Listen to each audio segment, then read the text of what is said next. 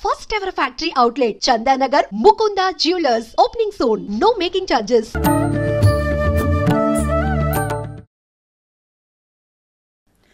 నమస్కారం, welcome to I dream. ధర్మ మార్గం విత్ విజిత కార్యక్రమానికి స్వాగతం. ప్రస్తుతం మనతో పాటు ఉన్నారు ప్రముఖ ఆధ్యాత్మికవేత్త, శ్రీ విద్యా ఉపాసకులు, ఎంతో మందికి మంత్రోపదేశం చేసిన గురువుగారు.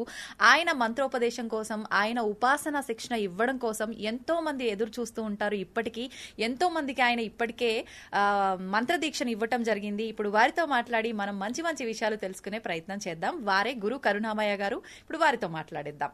నమస్కారం గురుగారు. నమస్కారం. బాగున్నారా? బాగున్నాను. మీరు ఎలా ఉన్నారు? అమ్మదే వల్ల బ్రహ్మాండంగా. అంతే, మీరు ఆ మాట అనగానే మళ్ళీ జోస్ వచ్చేస్తుంది. గురుగారు, చాలా మంది క్షేత్రాలకు వెళ్లేటప్పుడు తెలిసి తెలియక పొరపాట్లు చేస్తూనే ఉంటారు.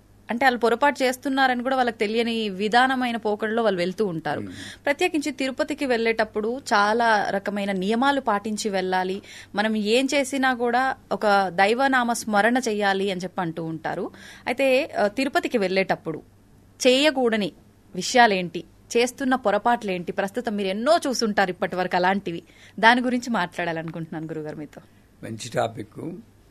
అసలు క్షేత్ర దర్శనం ఎందుకు చేస్తాము అనేది ఆలోచిస్తే ఈ సమస్యకి పరిష్కారం దొరికిపోతుంది. సంవత్సరం అంతా విసిగి వేసారు ఉంటాం. మనకి ఫిజికల్, మెంటల్ స్ట్రెంగ్త్ చాలా కష్టం, ఏజ్తో తగ్గిపోతూ ఉంటుంది. ఈ సంసారంతో వేగలేకుంటాం. అలాంటి వాళ్ళకి ఒక రిలీఫ్ కింద ఉంటుంది క్షేత్రం. క్షత్ర అంటే నాశనం నుండి రక్షించేది. నేను పడిపోకుండా ఇది క్షేత్రమే. అవును, దేహం కూడా క్షేత్రమే. క్షేత్రపాలకుడు ప్రాణం, ఇలా చెప్పుకుంటే. ఇటువంటి శరీరాన్ని తీసుకెళ్లి ఒక క్షేత్రం అంటే అక్కడ చాలా మంది భక్తులు వస్తారు, గోవిందనామాలు చెప్తుంటారు. అటువంటి మంచి వాయుమండలంలో మనం వెళ్తే ప్యూరిఫై అయ్యి బయటకు వస్తాం. ఇందుకు వెళ్తున్నాం. కాకపోతే ఇక్కడ చేసి పొరపాటు ఏమిటంటే, క్షేత్ర దర్శనానికి నియమం ఏంటంటే, ఇంటి దగ్గర నుండి బయలుదేరినప్పటి నుండి తిరిగి వచ్చేంత వరకు అది క్షేత్ర దర్శనమే. ఇది మర్చిపోతున్నారు. అంటే నేనేం చేయాలి అంటే, పూర్వకాలంలో చేతస్థంగా అనుకోవద్దు, పూర్వకాలంలో ఉన్న నియమాలు చెప్తున్నాను. పూర్వకాలంలో మా అమ్మ నాన్నతో నేను వెళ్ళినప్పుడు కూడా మా అమ్మ చెప్పేది, గోవిందా గోవిందా అన్నారు. మా నాన్నగారు భుజం మీద కూర్చుని వెళ్ళేవాళ్ళు. నా చిన్నప్పుడు బాగుండదు, బోరు కొట్టినా సరే గోవిందా అనకపోతే కోప్పడివారు. గోవిందా గోవిందా గోవిందా గోవిందా గోవిందా గోవిందా అని నడిచే ఎక్కివాళ్ళం. అప్పుడు బస్సులు కాస్ట్లీ, అంత డబ్బులు మా నాన్న దగ్గర ఉండేవి కావు. ఫ్యామిలీ అంతా నడిచే వెళ్తే పుణ్యం వస్తుందని నడిచి వెళ్ళివాళ్ళం. సో బయలుదేరి దిగడిని వచ్చి దాకా నామస్మరణ ఎంత వీలైతే, పూర్తిగా చేయలేం, ఎంత వీలైతే అంత చేయడం ఒకటి.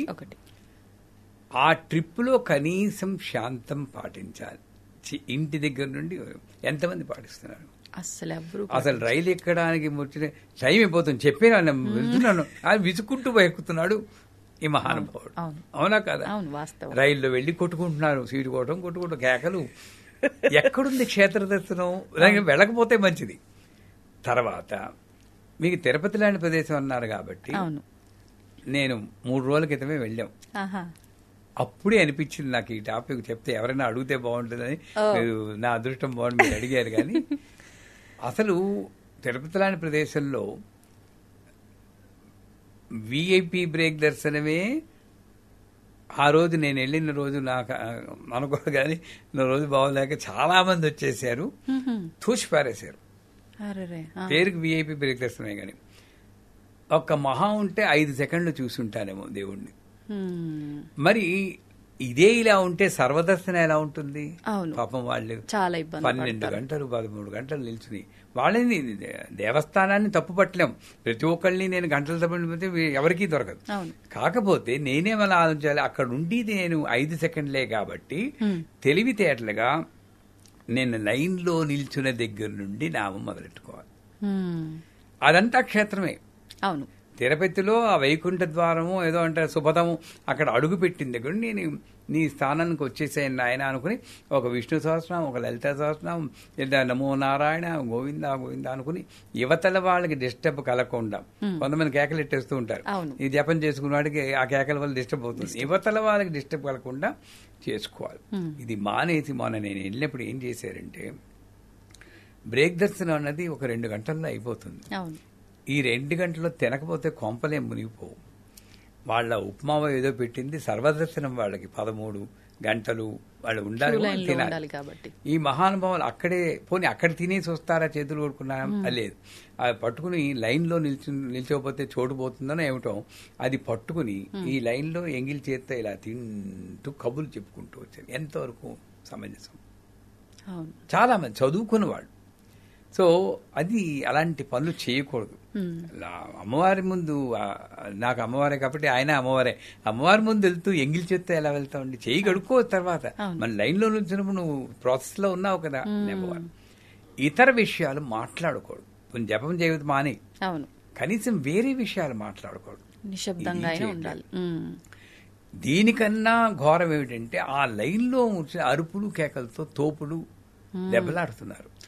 ఫైటింగ్లు కూడా, నేను వచ్చాను ముందుకెళ్ళా, నేను ఎక్కడ ఉన్నాను అని తోపుడు. ఎక్కడ వెంకన్నబాబు హర్షిస్తాడు చెప్పండి? వెంకన్నబాబు కదా, ఏ క్షేత్రానికి వెళ్ళినా ఇవన్నీ చేయకూడదు. తర్వాత వాళ్ళు ఏమిటి, విఐపి బ్రేక్ దర్శనానికి పంచె కట్టుకుని రమ్మంటారు. అది ఎందుకంటారు? వైదికంగా కుట్టిన బట్ట మీద ఉండకూడదు, అందుకోసం వాళ్ళు పంచ ఉత్తరీయం అంటారు. పోనీ నాకు అందలేదు, పంచ జుబ్బా వేసుకోండి. వీళ్ళు ఏం చేస్తున్నారు, ప్యాంటు కొట్టుకుని ప్యాంటు మీద పంచ కొడుతున్నారు. ఎవరిని మోసం చేయాలని కదా. అవును, పైగా అక్కడ దర్శనం అవగానే టక్కమని ఇప్పేస్తున్నారు. అంతే, ఆ గుమ్మం దాటక ముందే. అంటే ఈ పంచకొట్టుడు అక్కడ లైన్లో నిల్చోకోవడానికే కానీ శాస్త్రం మీద నమ్మకం కానీ వారి మీద గౌరవం కానీ, వెంకన్నబాబు టీటీడీ వాళ్ళు పెట్టారంటే వెంకన్నబాబు పెట్టినట్టే అనుకోవాలి. వాళ్ళు ఎలా ఉన్నా సరే దాంట్లో లోపాలు ఉండొచ్చు, కానీ నేను ఆ ధర్మకర్తలంటే నాకు ధర్మకర్తకు దండం పెడతాను. వాళ్ళు చెప్పింది నాకు వేదం అనుకోవాలి, తప్పదు. అదే పెద్ద పరీక్ష. అంచేత ఆ పంచికొట్టులో మోసాలు చేయదు దయచేసి. తర్వాత లైన్లో దగ్గర ఒక 60% మనుషులు బొట్టు పెట్టుకోకుండా వచ్చారు. ఆ మహానుభావులు పెట్టుకోరు, వాళ్ళ పిల్లలు పెట్టుకోరు. నువ్వే పాటించను, నీ పిల్లలు ఏం పాటిస్తారు? దేవాలయానికి ఇందాక ఒకసారి వీడియోలో చెప్పుకున్నాం, షార్ట్లు వేసుకుని దీనికి బొట్లు పెట్టుకోకుండా రావడం తప్పని. మన హిందూ ధర్మం వేరే మతాల్లో చక్కగా పాటించేటప్పుడు మన మతంలో ఎందుకు పాటించకూడదు చెప్పండి? వాళ్ళని నేను పొగట్టం లేదు, మన మతంలోనూ పాటిస్తే మన మతం చాలా గొప్పది. ఇది కూడా పాటిస్తే 10 కాలాల పాటు దానికి గౌరవం మనం ఇచ్చుకోవాల్సిన బాధ్యత మన మీద ఉంది. ఇది ఒకటి అయిపోయిందా, చివరగా అక్కడికి వెళ్తాం. వెంకన్నబాబుని ఇక్కడి నుంచి చూస్తున్నంతసేపు అక్కడికి వెళ్ళేటప్పటికి వీళ్ళు పూనకు వచ్చిన అంతదాకా కబుర్లు చెప్పుకుంటున్నారు, గోవిందా గోవిందా గోవిందని. మన పీస్ ఆఫ్ మైండ్ కూడా పోగొడుతున్నారండి. అంతదాకా నువ్వు కబుర్లు చెప్పావా? అక్కడికి వచ్చి ఏం పూనకం నీకు? అంటే అక్కడే ఉన్నాడు దేవుడు, ఇంకెక్కడ లేవు. మళ్ళీ అక్కడికి వెళ్ళి కళ్ళు మూసేసుకుంటున్నారు. ఏ దేవుడు చూడడానికి తహతహలాడేవో ఆడు పోయి కళ్ళు ఇప్పుకుని నాయనా అని చూడాల్సింది పోయి చివరి నుండి దేవుడా గోవిందా గోవిందా అంటే మళ్ళీ తోసేసారు, వాడిని తిడుతున్నావు. అవును, ఎవరు తప్పు? అంటే ఇక్కడ ఏం ఆలోచిస్తున్నారంటే దేవుణ్ణి చూడాలి, ఆయన రూపాన్ని కళ్ళల్లో నింపుకోవాలి అనే భావన కాదు. అంటే కళ్ళు మూసుకొని నా మనసులో ఉన్నాయన్ని టక టక టక టక టక ఆయన దగ్గర చెప్పేయాలి, గంట కొట్టినట్టు. ఈ పోకడ అది ఇంట్లో చేసుకోవచ్చు కదా, తిరుపతి నుంచి రావడం. ఇక్కడే ఉన్నాడు కదా దేవుడు. సరే, ఇక్కడ కొంచెం మరి తిరుపతి దేవస్థానం వాళ్ళు కోపం వస్తుందేమో కానీ ఆ వాలంటీర్ సేవాకర్తలు ఎవరో స్కార్ఫ్ వేసుకుని వస్తారు. వాళ్ళకి ఇంతకు ముందు అయితే గోవిందా గోవిందా గోవిందా జరగాలమ్మా జరగాలమ్మా సున్నితంగా చెప్పారు. మరి ఇప్పుడు ట్రైనింగ్ ఇచ్చిన వాళ్ళ లోపమా వాళ్ళ అతి ఉత్సాహమా తెలియదు. నేను 71 ఏళ్ళు, నేను మామూలుగా నాకు నడవడానికి ఇక్కడ నుండి అక్కడికి వెళ్ళడానికి కొంత టైం పడుతుంది. మెల్లిగా నడుస్తున్నాను నేను లలిత సహస్రం చెప్పుకుంటూ. ఒక సేవాకర్త నాకు చెయ్యి పట్టుకుని బర్రమని లాగేసింది. అయ్యా, మా వాళ్ళు కొంచెం కోపడ్డారు, ఏమ్మా ముసలాయన ఆయన పట్టుకుని లాగేస్తే ఏమిటి? వాళ్ళు ఎంతసేపు మీకు అక్కడ చూస్తే వీడియో చూస్తే మీకు తెలుస్తుంది. ఇవో చైర్మన్ ఆ వీడియో ఒకసారి చూడాలి. ఇలా పట్టుకుని లాగడమే. అంత చేయాల్సిన పని మాత్రం అక్కడ లేదమ్మా. అతి ఉత్సాహం చూపిస్తున్నారు వాళ్ళు. ఒక ఆవిడైతే కింద పడిపోయింది, మెల్లిగానే అదే ఎవరిని లాగాలి, అక్కడే నిల్చుని అలాగే మామూలుగా నడుస్తున్న వాళ్ళని లాగాల్సిన పని ఏమిటి అక్కడ? అంటే మేము ఏదో పని చేస్తున్నాం ఇక్కడ అనే ఒక చూపించుకోవడం కోసం అయి ఉంటది. అది వాళ్ళు అది మానాలి. అక్కడ ఉన్న వాళ్ళు ఎంతో దూరం నుండి పాపం మన విఐపి బ్రతనం సర్వదర్శనం వచ్చిన వాళ్ళు ఎంత వదులుకుని వస్తారండి పాపం 12 గంటలు. అలాగని గంటల తప్పని తొయ్యకండి వాళ్ళు. మామూలుగా నడుస్తున్న వాళ్ళని తొయ్యాల్సిన అవసరం లేదు. వెళ్ళాం అందరికీ దర్శనం కావాలి. ఆ సున్నితత్వం వెంకటబాబు ముందు ఆయన సాత్విక స్వరూపం. నేను సాధ్యమైనంత వరకు ఎంత కోపం వచ్చినా సాత్వికంగానే ఉండాలి. అక్కడ అరుపులు కేకలు, కింద తిరుచానూరు టెంపుల్ వస్తే ఆ ఏఈఓ ఎవరోట ఆయన అయితే కొట్టబోయేడు ఎవరినోను, అంత కేకలు. ధర్మకర్త అయితే ఎంతలా ఉండాలి, ఎంత శాంతంగా ఉండాలి. ఏమిటి ఇంతకీ వాళ్ళు చేసిన తప్పు? ఒక 8 మంది ఉన్నారు, వెనకాతల వాళ్ళని పంపించి మేమందరం గ్రూప్గా వెళ్తా ఉన్నారు. ఇక్కడ అధికారులకి డ్యూటీ పాటించాలి అన్న నియమం కన్నా అహంకారం, నేను చెప్పింది వాడు వెంటనే లేదు అనేది బాగా కనబడింది అక్కడ. వాస్తవం గురుగారు. ఇది ఈ ఒక్క తిరుపతిలోనే కాదు, చాలా క్షేత్రాలలో చూస్తున్నాం. నేను చెప్పింది వినాలి అంతే. అక్కడ దాంట్లో అర్థం ఉండే వాళ్ళు చెప్పింది కరెక్ట్. 8 మంది ఒకసారి వెళ్తాను, 4 వెళ్ళిపోయినారు ఉంటే ఎవరైనా రేపొద్దున నీ ఫ్యామిలీ వెళ్ళినా కూడా అలాగే ఉంటుంది కదా. ఆ ఏఈఓకి గుర్తులేదు. నేను అట్లా కూడా రేపొద్దున యూట్యూబ్ లో నీ గురించి చెప్తాను కోపం వచ్చింది కదా. ఎందుకంటే ఎవరో ఒకళ్ళు దానికి చెప్పాలి కదా. అవును అవును. అంత కసిగా వ్యంజన దాళ్ళు ఇంకోళ్ళు చెప్పడం, వాళ్ళు వచ్చి మీద చెప్పడం, అది తప్పు. వాళ్ళు ఆలయకర్తలు అలా చేయకూడదు. తర్వాత దేవాలయానికి వెళ్ళినప్పుడు మొక్కులు ఇస్తూ ఉంటారు, తలనీలాలు. ఒక్కడు గుర్తుంచుకోవాలి, మొక్కులు ఇచ్చేవాళ్ళు మన కేశాలు అమ్ముకుని ఆ డబ్బుతో బతకాల్సిన కర్మ ఆ వెంకటబాబు పట్టలేదు. ఇది డబ్బుల కోసం ఇచ్చేది కాదు. ఎందుకోసం ఇస్తున్నాను నేను తలనీలాలు? ఇది గుండు గీసేసుకున్నప్పుడు కొంచెం వికృతంగా కనబడతాం మనం. ఆ అహంకారాన్ని తగ్గించుకుని నేను ఎలా ఉన్నా సరే పర్వాలేదు, భగవంతునికి ఇచ్చాను అని తాదాత్మ్యం కోసం నువ్వు చేస్తున్నావు. వీళ్ళు ఏం చేస్తున్నారు, దాన్ని క్యాప్ పెట్టుకోవడం, ఓ మఫ్లర్ కట్టుకోవడం. కొంతమంది మగాళ్ళు అయితే మేసం గడ్డం ఉంచుకుంటారు. ఇది మాత్రం ఏంది స్టైల్ పోకూడదు. మరి తప్పే కదా అది. నువ్వు పర్పస్ ఆఫ్ మొక్కు ఏమిటి? నీ అహంకారాన్ని తగ్గించుకోవడం కోసం చేస్తున్నావు. అంటే ఈ అహంకారం అలంకరణే వస్తుంది కాబట్టి ఆ కాసేపు కొన్ని రోజులు నువ్వు వికారంగా కనబడినా ఎవరు ఏమనుకున్నా పర్వాలేదు అనేది ఇది ఒకటి. తర్వాత చివరిగా వస్తే దేవాలయంలో ఇక్కడ కూర్చుని కొంతసేపు కూర్చుని భగవన్ నామస్మరణ చేసుకోబడుతుంది శాస్త్రం. ఆ విమాన వెంకటేశ్వర్లో లేదా శ్రీశైలం వెళ్ళినప్పుడు అక్కడ రుద్రనమ్మకం చదువుకోవడం. అక్కడ ఎలాగా చదవనివ్వరు, ఇక్కడ కూర్చుని చదవచ్చు కదా. కొంచెం ఒక 5 నిమిషాలు కూర్చోవచ్చు కదా. అక్కడ కూర్చోమన్నదే వాళ్ళకి అర్థం అవుతుంది కానీ కూర్చుని ఏం చేయాలో వాళ్ళకి అర్థం అవ్వట్లేదు. కూర్చుని అబ్బా చాలా రష్ బాబోయ్, ఇంకెప్పుడు రాకూడదు, అందుకే ఇంకెప్పుడు రాకూడదు, ఏ క్షేత్రానికి రాకూడదండి బాబా తోసేస్తున్నారని తిట్టుకుంటూ కూర్చుంటున్నారు అక్కడ. ఇంకొకటి ఏంటంటే ఇప్పుడు వెంకటబాబుకు పూజలు చేసేది ఎవరు? 3 పూటలను పూజలు చేస్తున్నారు. ఆయన నైవేద్యాలు పెట్టి ఆయన నిజంగా మామూలుగా వెంకటబాబు కోపం వచ్చింది, రే నా పూజలు నువ్వు తిడతావురా, ఎప్పుడో సంవత్సరానికి ఒకసారి వస్తావు నువ్వు, వాడు రోజు చేస్తున్నాడు పూజలు, వాడి పడుకు తిడతావని కోపడ్డు. జ్ఞానం ఉండాలి నాకు. అసలు ఎందుకు ఆ గోలంతా ఎందుకు? నేను ఒక నామస్మరణ చేసుకోవాలి. విమాన వెంకటేశ్వర ఇక్కడ ఎంతసేపు ఉండిస్తే అంతే అలా తీసుకుని తర్వాత హుండీ ఉంది అక్కడ. ఇక్కడే కాదు, మన శ్రీశైలం అయినా కాశీ అయినా హుండీ దగ్గరకు వచ్చేటప్పటికి అప్పుడు తీసి మహానుభావుడు ఇలా లెక్క పెడుతూ ఉంటారు. వాళ్ళ డబ్బు ఏదో ఈయనకి దానం చేస్తున్నట్టు. తప్పేనా? తప్పే. ఆయన ఇచ్చిన డబ్బే. నేనేం చేయాలి? నిజంగా గట్స్ ఉన్నవాడైతే జేబులో చేయిపెట్టి గోవిందా గోవిందా గోవిందా అని చూడకూడదు. ఎంత వేసేనో అన్నది కూడా చూడకూడదు. అది నిజమైన ఉండిలో వేయడం. లేదు మీకు కావలిస్తే ఎంత వేయాలో అంతే ముందు పెట్టుకోండి. అప్పుడు ఆయన ప్లాన్ పండుతాడు. వెంకటబాబు మామూలు వాడు కాదు. నువ్వు అనుకుంటావు ఎవరికో 1000 రూపాయలు తెలిసి అది కూడా ఇక్కడ పెడతావు, మొత్తం వచ్చేస్తుంది. అందుకే కళ్ళు మూసుకుని ఏమన్నాడు, ఎందుకంటే కళ్ళు తీస్తే గుండె గుబేరు పట్టు డబ్బులు ఎత్తే. నేను ఎప్పుడు గొప్పగా చెప్పుకోవట్లేదు. నా జేబులో చేయి పెట్టి ఎంత వస్తే అంతే వేస్తారు. ఓసారి అయితే మొత్తం అంతా వేసేటప్పటికి కిందకి రావడానికి నాకు డబ్బులు లేక కారులో వచ్చాక సరిపోయింది. పెట్రోల్ కొట్టించడం డబ్బులు డ్రైవర్ని అడిగి పెట్రోల్ కొట్టించుకున్నాను నేను. నా దగ్గర కార్డులు ఉండవు. అంటే నేను నా డబ్బు ఇస్తున్నానని కాదు, ఆయన ఇచ్చిందే నేను ఆయనకి ఇస్తున్నాను అని. ఇలాగా మొదలెట్టిన దగ్గర నుండి చివరి దాకా మనం కానీ ఆ లైన్లో నిలిచినప్పుడు ధ్యానం కానీ, కూర్చుని ధ్యానం కానీ, ఉండిలో వేసినప్పుడు ఈ భావన కానీ ఇలా చేసుకుంటే ప్రతి ఒక్కసారి చేస్తే చాలు క్షేత్ర దర్శనం.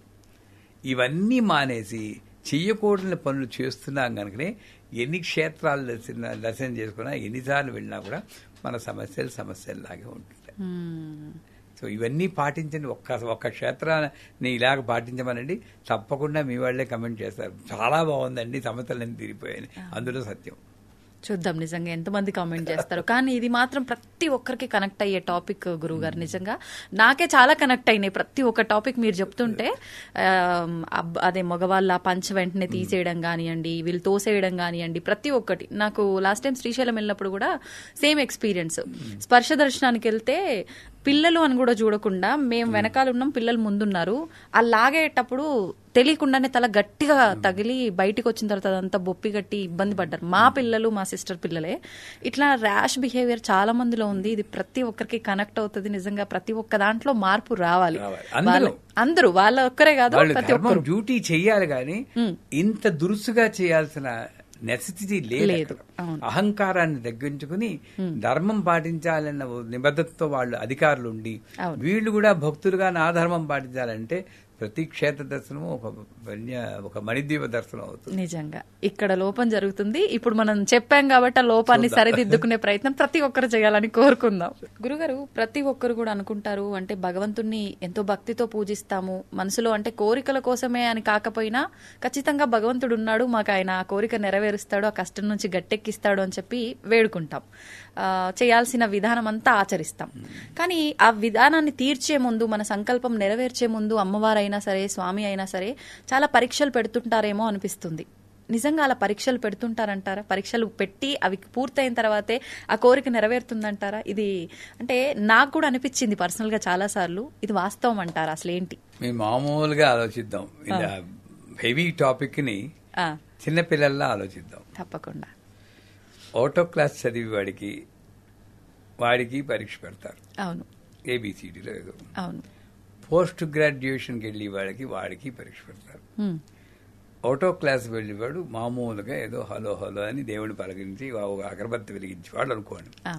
నేను అమ్మవారిని ప్రసన్నం చేసుకోవాలి, ఆవిడ వల్ల నేను అశేషమైనటువంటి ఆధ్యాత్మిక జ్ఞానాన్ని పొందాలి, పుణ్య కీర్తిని సంపాదించాలి, ఇవన్నీ భావనలతో నేను ఉపాసన చేస్తే మరి వీడికి నిజంగా అటువంటి వాల్యూ, అర్హత ఉందా లేదా అని పరీక్షించాల్సిన ఒక సిస్టమ్ ఒకటి ఉంటుంది కదా. అవును, అంతే కదా.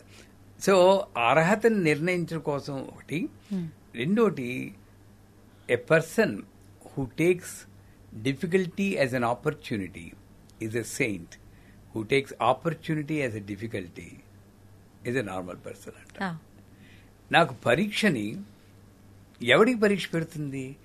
ఒక చిన్న విషయం, మా గురువు గారు నవావరణ పూజని శ్రీ విద్యలో చాలా కష్టమైన లాస్ట్ పూజ అనమాట. అది న్యాయంగా చెప్పాలంటే 16 గంటల పూజ. మా గురువు గారిని censor cut cut cut cut అని ఇది అక్కలేదు మనకు అక్కలేదని 4 గంటలకు కుదించారు. కుదించి మాకు ఇంకా నేర్పలేదు.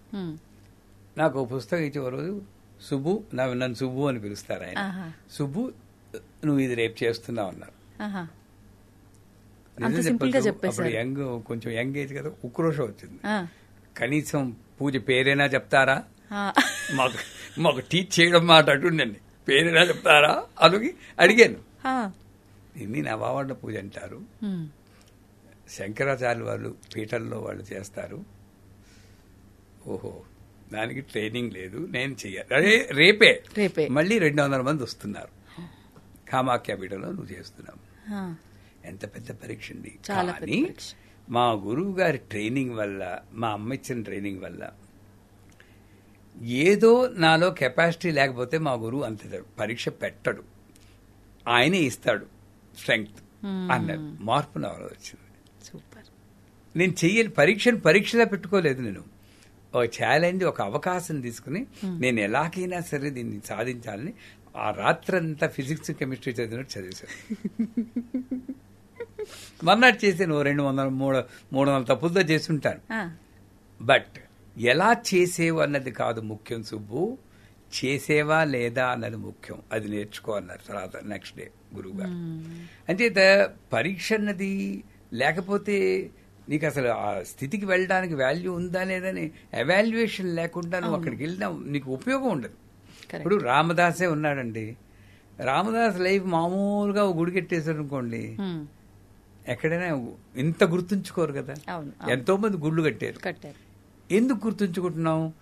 తానీషా అతను జైల్లో పెట్టి ఫాట్ పని కొట్టి, మరి అది పరీక్ష కదండి. పైగా ఈయనేమో పిలుస్తుంటే ఈయనకి దర్శనం ఇవ్వకుండా వెళ్ళి తానీషాకి దర్శనం ఇచ్చాడు. అక్కడ మళ్ళీ ఇంకో పరీక్ష. ఆ పరీక్షలో ఒకసారి బ్యాలెన్స్ తప్పి ఎవడబ్బా సొమ్మని కులుకుతూ ఉన్నావు నోరు దారి అనేసాడు. అనేసి వెంటనే గుర్తొచ్చి దెబ్బల కోరవలేక అబ్బా అని పిలిచాను ఎవరుకోక ఆయన పోయి అంత చనువు ఉండేది ఆ తరంలో. భగవంతుడంటే ఒక ప్రత్యేక రూపం కాదు, నాలో ఒక భాగం అన్న ఆ క్లోజ్నెస్ ఉండేది. అంచేత పరీక్ష అమ్మ అనుగ్రహం దగ్గరికి వెళ్ళి కొలిది 100% ఏదో రకంగా ఒక బంగారమే ఉందండి. బిస్కెట్ లా ఉంటుంది. బిస్కెట్ ఏం చేస్తారండి, తింటారా? మరి నగేసుకోవాలా? నగేసుకుంటే కొలిమిలో కాల్చాలా? నీకు ఒక రూపు ఇవ్వాలంటే బంగారాన్ని ఎలా కాలుస్తున్నావో అలాగే నీకు ఒక రూపు ఇవ్వాలంటే అమ్మ కూడా నిన్ను అలాగే కాలుస్తుంది. అంటే బంగారంలా కాదు, పరీక్ష పెడుతుంది. నేనేమనుకోవాలి, పరీక్షలు వచ్చి కొలిది. ఎంత పాండవులకి ఎంత పరీక్ష రాలేదు.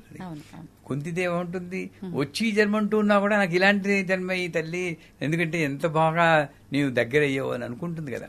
అంచేత పరీక్షల్ని నేను అమ్మకి దగ్గరయ్యే ఒక ఉపకరణం కింద నేను భావిస్తే నేను పరీక్ష కింద భావించను. ఎన్ని పరీక్షలు పెట్టారు మా గురువు గారు కానీ నా జీవితంలో కానీ విపరీతంగా వచ్చాయి. పెద్ద టాపిక్ అది. అంటే అది పరీక్ష పెడుతుందంటే 100% పెరుగుతుంది. మరి నువ్వు కోరుకున్నది లేదా నోరు మూసుకుని మామూలుగా ఒకరి తెలుగుతూ కూర్చో, పర్లేదు, నేనేమీ పరీక్ష పెట్టాను. కానీ ఇక్కడికి రావాలి అంటే వారు చదివితే పుణ్యకీర్తి సంపాదించి అమతిర్మేధ శృతి స్మృతిరంతమా పుణ్యకీర్తి పుణ్యలభ్య. పుణ్యకీర్తి ముందు అమతిర్మేధ శృతి స్మృతి అన్న పదాలున్నాయి. అంటే నువ్వు ఏ ఆలోచన వచ్చినా సరే దానికి లొంగకుండా ఈ ఆలోచన అమ్మ వల్లే వచ్చింది, ఆలోచన ముందు అమ్మ ఉంది అన్న స్థితికి నువ్వు చేరాలి. దానికి పరీక్ష పెడుతుంది. శృతి స్మృతి, వేదము ఉపనిషత్తు చదువుకోవాలంటే నీ కంటతా వచ్చిందంటే 64 ఏళ్ళు పడుతుంది 4 వేదాలు పట్టుకుంటే అనేది ఎవరో చెప్పారు. 16 ఏళ్ళు ఒక వేదానికి. అంత వయసు మన దగ్గర లేదు. అంటే వేదం వచ్చిందా అని చూడకుండా వేద సారం నీకు వంటబట్టిందా అని అక్కడ పరీక్ష పెడుతుంది. శృతి అనుత్తమ, నువ్వు మామూలు వాళ్ళగా ఉన్నావా లేక యునిక్ గా ఉన్నావా? రోడ్డు మీద ఎవడో గిలగలా కొట్టుకుంటూ ఉంటాడు, నువ్వు వీడియో తీసి యూట్యూబ్ లో పోస్ట్ చేసుకుంటున్నావా లేక వాడికి ఏమైనా సాయం చేస్తున్నావా? ఆ పరీక్ష పెడుతుంది. రేపు నీకు ఒక పరీక్ష పెడుతుంది. అనుత్తమ, నువ్వు ఎందుకంటే ఒక చరిత్రలో మిగిలిపోతావు. ఎంతమంది గుర్తుంచుకుంటున్నారు? మనం పోయామనుకోండి, ఎంతమంది గుర్తుంచుకుంటారండి? మన ఫ్యామిలీ మెంబర్సే 10 నెల రోజులు 3 నెలలు గుర్తుంచుకున్న తర్వాత మళ్ళీ మామూలే అయిపోతుంది. మళ్ళీ రమణ మహర్షి, రామకృష్ణ పరమహంస, శంకరాచార్యులు వాళ్ళని ఎంతమంది గుర్తుంచుకున్నారు? మహాత్మా గాంధీ వాళ్ళు యూనిక్ పర్సనాలిటీ. వాళ్ళు ఎంత అనుభవించారు, జైళ్ళకి వెళ్ళారు. క్యాన్సర్ వస్తే ఆ పురుగు కింద పడిపోతే మళ్లీ పురుగును పీచి పెట్టారు. ఏమీ మామూలుగా ప్రాపంచికంగా మనం అనుభవించేది ఏది అనుభవించలేదు. అదే పెద్ద పరీక్ష వాళ్ళకి. చేత పరీక్ష పెడుతుందా అంటే 100% పెడుతుంది. కానీ ఆ పరీక్ష తట్టుకుని శక్తి కూడా ఆవిడే ఇస్తుందన్న నమ్మకంతో ముందెళ్తే పరీక్ష ఒకసారి దాటి అటు వెళ్ళేవా ఆ చంద్రార్కం మనం ఉంటాం. అది మాత్రం సత్యం. నా జీవితంలో మొట్టమొదటి గురువుగారికి వస్తే నేను నీ జీవిత లక్ష్యం ఏమిటంటే చాలా రోజులు కొన్ని వేల మంది నన్ను గుర్తుంచుకుండాలి, మంచిగా గుర్తుంచుకుంటూ ఉండాలి. వీడురా ఇదిరా జీవితం అనుకుంటే అన్న జీవితం నాకు వచ్చేటట్టు అనుగ్రహించండి నన్ను. సూపర్. ఎందుకంటే నాకేం కోరికలేదు. కానీ చాలా తక్కువ ఆలోచిస్తారు ఇలా కదా గురుగారు. అంటే గురువు ఇచ్చిన అనుగ్రహం అదృష్టం అనుకోండి. అలా అదే, అంతకన్నా లేదు నాకు ఏమి. ఇప్పుడు కూడా అంతే. ఇప్పుడు నాకు తృప్తే. నేను వెళ్ళిపోయినా కూడా తరతరాలు నన్ను అనుకుంటూ ఉంటారు. నాకేం బెంగలేదు. వెనక్కి తిరిగి చూస్తే తృప్తే గాని నాకు బెంగలేదు. ఆ జీవితం రావాలి అంటే నేను పడ్డాను, ఎన్ని పడతాం, విపరీతంగా పెద్ద పెద్ద స్వామీజీలు, శంకరాచార్యులు వారు వాళ్ళందరూ పడ్డారు. అగ్ని ప్రయోగం జరిగింది ఆయన మీద. ఇవన్నీ తట్టుకుని అమ్మ అనుగ్రహంతో నిలబడ్డాడు గనకనే ఇంతెందుకు ప్రహ్లాదుని తీసుకోండి. అవును, హిరణ్యకశిపుడు ఎన్ని హింసలు పెట్టలేదు, ఒక్కసారైనా మానేడా. మన వాళ్ళు ఆ ప్లేస్ లో ఉంటే బాబు సరెండర్ అయిపోతాం కదా. దేవుణ్ణే తిట్టేస్తుంటారు. చివరికి ఎలాగా సినిమాలు చూపిస్తాడు, కిందకి పడిపోతూ ఉంటే ఆ నేల మీద టచ్ చేయదాకా పట్టుకోడు. అవును, అంటే ఎంత పరీక్ష అండి అది. మరి ఇతను భక్తుడని తెలుసు, అక్కడి నుండి పడేటప్పుడే పట్టేసుకోవచ్చు కదా. కిందకి పడిదాకా నువ్వు నమ్మకం పెట్టుకుంటావా, అప్పుడే నేను దొరుకుతాను. ఇవన్నీ మనకి నిదర్శనాలు. చేత మనం మన జీవితంలో అటువంటి పరీక్షలే వాళ్ళు తట్టుకున్నారంటే ఇవన్నీ చిన్న చిన్నవే అనుకున్నామా, ముందుకెళ్తాం. అద్భుతం గురుగారు. నిజంగా ప్రతి ఒక్కరు ఈ భావనతో ఉండాలి. నిజంగా ఇప్పుడు ఇది వినగానే అనిపిస్తుంది వెంటనే ఇది పాటించాలి, ఇలాగే ఉండాలి అని. మరో క్షణం నార్మల్ ఇలా అయిపోతుంది. అందరూ శ్మశాన వైరాగ్యం, ప్రసూతి వైరాగ్యం, పురాణ వైరాగ్యం, ఇలా వైరాగ్యాలు ఉండకుండా నిజమైన వైరాగ్యం మనం అలవర్చుకోవాలి అని ఒక దృఢ సంకల్పం ఉంటే చాలు. ఆవిడ అనుగ్రహంతో అదే వచ్చేస్తుంది. గురుగారు, పండుగలు నిజంగా పండుగలు అంటే అదొక గొప్ప పర్వదినం మనందరికీ కూడా. ఒకప్పటి కాలంతో పోలిస్తే ఇప్పుడు పండుగలు అసలు పండుగల్లా జరగట్లేదేమో అని అనిపిస్తుంది. నిజంగా ఒకప్పుడు పండుగలు అంటే మా చిన్నతనంలో అమ్మమ్మలు, తాతయ్యలు, పెద్దవాళ్ళందరూ ఉండి ఆ స్నానం చేసే విధానం దగ్గర నుంచి, వంటలు చేసుకునే దగ్గర నుంచి ప్రతి ఒక్కటి, దీపారాధన కానివ్వండి, ఆలయానికి వెళ్ళటము, కొత్త వస్త్రాలు ధరించటము, ప్రతి ఒక్కటి చాలా ఆనందంగా ఉండేది. ఎందుకంటే అందరితో కలిసిమెలిసి ఉండేది కాబట్టి. కానీ ఇప్పుడు అలా కాదు. పండగ అనంటే ఏదో నచ్చింది వండుకున్నామా, లేదంటే ఆ రోజు కూడా ఆర్డర్ పెట్టుకునే వాళ్ళు చాలా మంది ఉన్నారు. కాసేపు ఏదో వెళ్ళాలి కాబట్టి పండగన ఆలయంకి వెళ్ళొచ్చామా, ఈ పోకడకి వెళ్ళిపోయింది. అయితే ఇప్పుడు మనకు ఉగాది రాబోతోంది, నూతన సంవత్సరం మన తెలుగు వారందరికీ కూడా. మనకు కొత్త సంవత్సరం వస్తుంది అని అంటే ఆ పండగని పండగలా భావించి ఏదో వండుకున్నామా, పండగ అంటే పిండి వంటలు, కొత్త బట్టలు, ఇదే కాకుండా ఉగాది అనగానే ఏదో ఒక మార్పు, మనలో మార్పు మొదలవ్వాలి, పాతది వదిలిపెట్టి మనలో ఉన్న చెడు ఏదైనా వదిలిపెట్టి కొత్తదాన్ని ఆహ్వానించాలి అని చెప్పి అంటూ ఉంటారు. ఏ రకంగా ఉండాలి అసలు ఈ ఉగాదిని మనం ఎలా ఆహ్వానించాలి, ఆ రోజు ఆచరించాల్సిన విధి విధానాలేంటి? ఇంకో 10 రోజుల్లో వస్తుందా, 30వ తారీఖు ఉగాది, విశ్వావసునామ సంవత్సరం. దాని గురించి ఇప్పుడు మాట్లాడకూడదు, శాస్త్ర ప్రకారం ఉగాది రోజునే మాట్లాడాలి. కాకపోతే ప్రతి సంవత్సరం ఎన్ని పండగల్లో మా అమ్మగారు మాకు చేసేది ఏంటంటే పొద్దున్నే లేవాలి, సూర్యోదయం ముందరే. అవును, లేచి అభ్యంగన స్నానం అంటే తలకి నూనె పెట్టుకుని ఒళ్ళంతా నూనె రాసుకోవాలి. ఈ నూనె రాసుకున్నందువల్ల ఆ రాసేటప్పుడు ఇలా రాసేది మా అమ్మ. అది మసాజ్ కింద అనిపించింది, కానీ ఇప్పుడు అనిపించింది ఆ నూనె ప్లస్ ఈ స్పర్శ వల్ల లోపల టాక్సిక్ ఎలిమెంట్ చాలా తగ్గిపోతాయి. మీరు ప్రతిరోజు అభ్యంగన చేస్తే ఫ్రెష్గా ఫీల్ అవుతారు. కళ్ళలో పడిపోయేది, అయినా సరే ఫ్రెష్గా ఫీల్ అయ్యేవాడు. తర్వాత నలుగు పెట్టుకుంటారు. ఈ నలుగు రాసేసి ఇదంతా పోయేటప్పుడు మాకు తెలిసి కాదు, ఇప్పుడు అర్థమవుతుంది. నలుగు అంటే నాలో నన్ను ఆవరించుకున్న కుళ్ళంతా పోతుంది అన్న ఉద్దేశంతో ఆ నలుగు పెట్టుకుని, ఈ రోజుల్లో నలుగు పెట్టుకుని నూనె రాసుకుని స్నానం చేసి వాళ్ళు తక్కువైపోయారు. ఒప్పుకుంటారా? ఒప్పుకుంటా. అసలు సంవత్సరానికి ఒకసారి కూడా చేయని వాళ్ళు ఉన్నాం. ఆ రోజుల్లో ప్రతి పండక్కి నేను కూడా చేయట్లేదు, అందరినీ అన్నందుకు నేనే ఏదో పండగకి ఒకసారి చేస్తాను, అభ్యంగన స్నానం చేస్తాను. నలుగు పెట్టుకునేంత ఓపిక టైం లేదు మనకి, బిజీ లైఫ్ అయిపోయింది. కానీ పండగ రోజు, ఉగాది పండుగ రోజు వస్తున్నా కాబట్టి ఈ ఉగాది నుండి కొత్త జీవితాన్ని మొదలెడదాం అన్న సంకల్పం మీరు ఇందాక చెప్పినట్టు. ఎందుకంటే ఒక బిజినెస్ ఉందనుకోండి, మన లైఫ్ కూడా ఒక బిజినెస్, మనో వ్యాపారం. మామూలు బిజినెస్ లో మార్చి 31కి వచ్చేటప్పుడు బ్యాలెన్స్ షీట్ అని వేస్తాం. వేచి ఎక్కడ లాస్ వచ్చింది, ఏ డిపార్ట్మెంట్ లో లాస్ వచ్చింది, ఏ డిపార్ట్మెంట్ లో ప్రాఫిట్, ఏ డిపార్ట్మెంట్ ఇంకా ఇంక్రీజ్ అవ్వచ్చు, ఇవన్నీ చూస్తాం. అలాగే ఉగాది నాడు పురాణాలు అవన్నీ అందరూ చెప్తారు, అవి వినాలి. కానీ వాటిని మన జీవితంలోకి బ్రహ్మ ఈ రోజే సృష్టి మొదలెట్టారు అవన్నీ పక్కన పెట్టండి, విని మామూలుగా హృదయంగా ఉంటుంది. కానీ ఎలాగైతే ఒక బిజినెస్లో నేను బ్యాలెన్స్ షీట్ చేసుకుంటానో ఈ రోజు వెనక్కి తిరిగి చూసుకుని గత సంవత్సరం అంటే క్రోధినామ ఈ రోజంటే ఆ రోజు చెప్తున్నాను, క్రోధినామ సంవత్సరంలో నేను ఎలా బిహేవ్ చేశాను, దానివల్ల ఏం అనుభవించాను, ఈ సంవత్సరం నాకు అలాగ బిహేవ్ చేయాలి, ఇలా బిహేవ్ చేయకూడదు, ప్లస్ మైనస్ రెండు నిర్ణయం తీసుకోవాలి.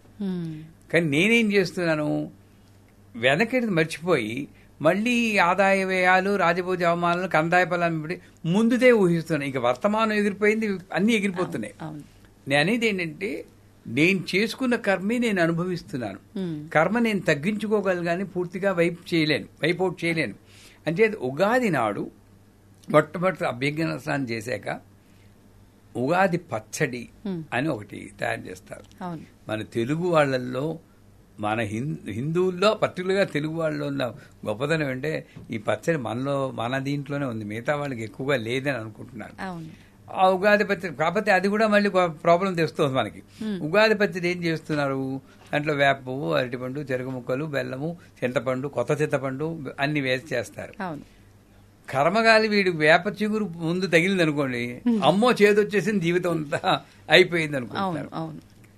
ఆ సెంటిమెంట్ మూఢనమ్మకం వదిలేయాల్సింది, అది మూఢనమ్మకమే.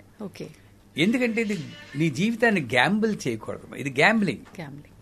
ఎవరో చేస్తారండి, మీరు చేయరండి. ఎవరో వంట మనిషి చేస్తారో, ఇంకోటి ఎవరు చేస్తారు, మీ అక్కయ్య చేస్తారు, అమ్మాయి చేస్తారు. వాళ్ళు వేసేటప్పుడు ఏ పాళ్ళలో కలిసారో మీకేం తెలియదు. మన కర్మగాలి అది వచ్చింది, గ్యాంబ్లింగ్ లో వచ్చింది. నీకు అంతకీ అలాంటి సెంటిమెంట్ ఉంటే ముందే వెళ్ళి అమ్మ చెరుకు ముక్కలు, బెల్లం ముక్కలు కాస్త ఎక్కువ వేయదల్లి ముందు నాకు తీపి రావాలనుకుంటే కొంతవరకు పర్వాలేదు. కానీ నేను ఆ ఉగాది పచ్చడి వెనకాతలు ఉన్న రహస్యం నేను తెలుసుకోలేకపోతున్నాను. I'm mentally getting prepared to see the 6 రుచుల్లాగా, 6 రుచుల్లాగా, 6 టేస్ట్ లాగా నా జీవితంలో ఎటువంటి అనుభవాలు వచ్చినా నేను రెడీగా ఉన్నాను. ఇన్వైట్ చేయను కానీ యాక్సెప్ట్ చేస్తున్నా. ఇన్విటేషన్ ఇస్ డిఫరెంట్, యాక్సెప్ట్ చేస్తున్నా. అంచేతే భగవంతుని తలుచుకుని కృష్ణార్పణం అనుకుని ఆ ఉగాది పచ్చడి అక్కడ టేస్ట్ కూడా మీరు చూడడానికి వీల్లేదు. అసలు ఎలాగైతే షడ్రుచులు ఇది ఇంట్లో ఉందో నా జీవితంలో కుదురుకుంటాయి. కాకపోతే పంచాంగ శ్రవణం అని చేస్తారు. పంచాంగ తేదీ వార నక్షత్రాలతో కూడుకుని వాళ్ళు లెక్కలు కడతారు. ఎందుకు వస్తుందో తెలియదు, నాకు ఇప్పటికీ అర్థం కాదు. ఒక పంచాంగానికి ఇంకో పంచాంగానికి అంత పొంతం ఉండట్లేదు. బట్ వాటి జోలికి మనం వెళ్ళం. కానీ ఏదో ఒక పంచాంగ నమ్మకం మీద ఉంటుంది. ఆ పంచాంగం తీసుకుంటే దాంట్లో ముందు నేను చూడాల్సింది ఏమిటంటే దేశానికి ఏమవుతుంది, రాజెవడు, మంత్రి ఎవడు, సత్యపాలకుడు ఎవడు, అంటే నాకేంటి నా ఓన్ పర్సనల్ కన్నా కూడా నేను దేశాన్ని గురించి ఆలోచించాలని పంచాంగం చెప్తుంది. మనం ఏం చేస్తున్నాం, టకటకటకటగా వెళ్ళి ఆదాయ ఫలాలు రాజపూజాలకు వెళ్ళిపోతున్నాం. కానీ చదవాల్సిన పద్ధతిలో నువ్వు ముందు అక్కడ, తర్వాత నెక్స్ట్ వస్తుంది గ్రహణాలు.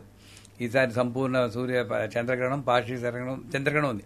ఆ గ్రహణం ఎప్పుడు వస్తుందో ఆధ్యాత్మిక జీవితంలో ఉన్నవాడిని తెలుసుకుని, ఎందుకంటే గ్రహణ సమయంలో మంత్రజపం చేస్తే అక్షర లక్షలు అవుతుందంటారు. అది నదీ ప్రాంతంలో, ఒక నది అయినా సరే, మేము అమెరికాలో ఉన్నప్పుడు సముద్రం దగ్గరికి వెళ్ళిపోయేవాళ్ళం, అక్కడ కూర్చుని జపం చేసేవాళ్ళం. ఏది మనకి ఇప్పుడు ఈ హైదరాబాద్ లో ఏముంటుంది, నదులు, మూసీ నది ఒకటే ఉంది, అక్కడ కూర్చున్నా కష్టం. ఇప్పుడు బాగుందో లేదో తెలియదు, కానీ ఎలా ఉందో నాకు తెలియదు. వీలు కానప్పుడు ఒక బకెట్ నీళ్ళైనా పెట్టుకోమంటుంది దగ్గర, అలా పెట్టుకుని చేయమంటుంది గ్రహణ సమయంలో. అందువల్ల గ్రహణ సమయాలు ఎలా ఉన్నాయో చూసుకోవాలి. చూసుకున్న తర్వాత అప్పుడు ఈ రాజ్యభోజ అవమానాలు, అందాయ ఫలానికి వెళ్ళాలి. నా పర్సనల్ ఒపీనియన్లో నేను చెప్పేది ఏంటంటే, నాది అశ్విని నక్షత్రం.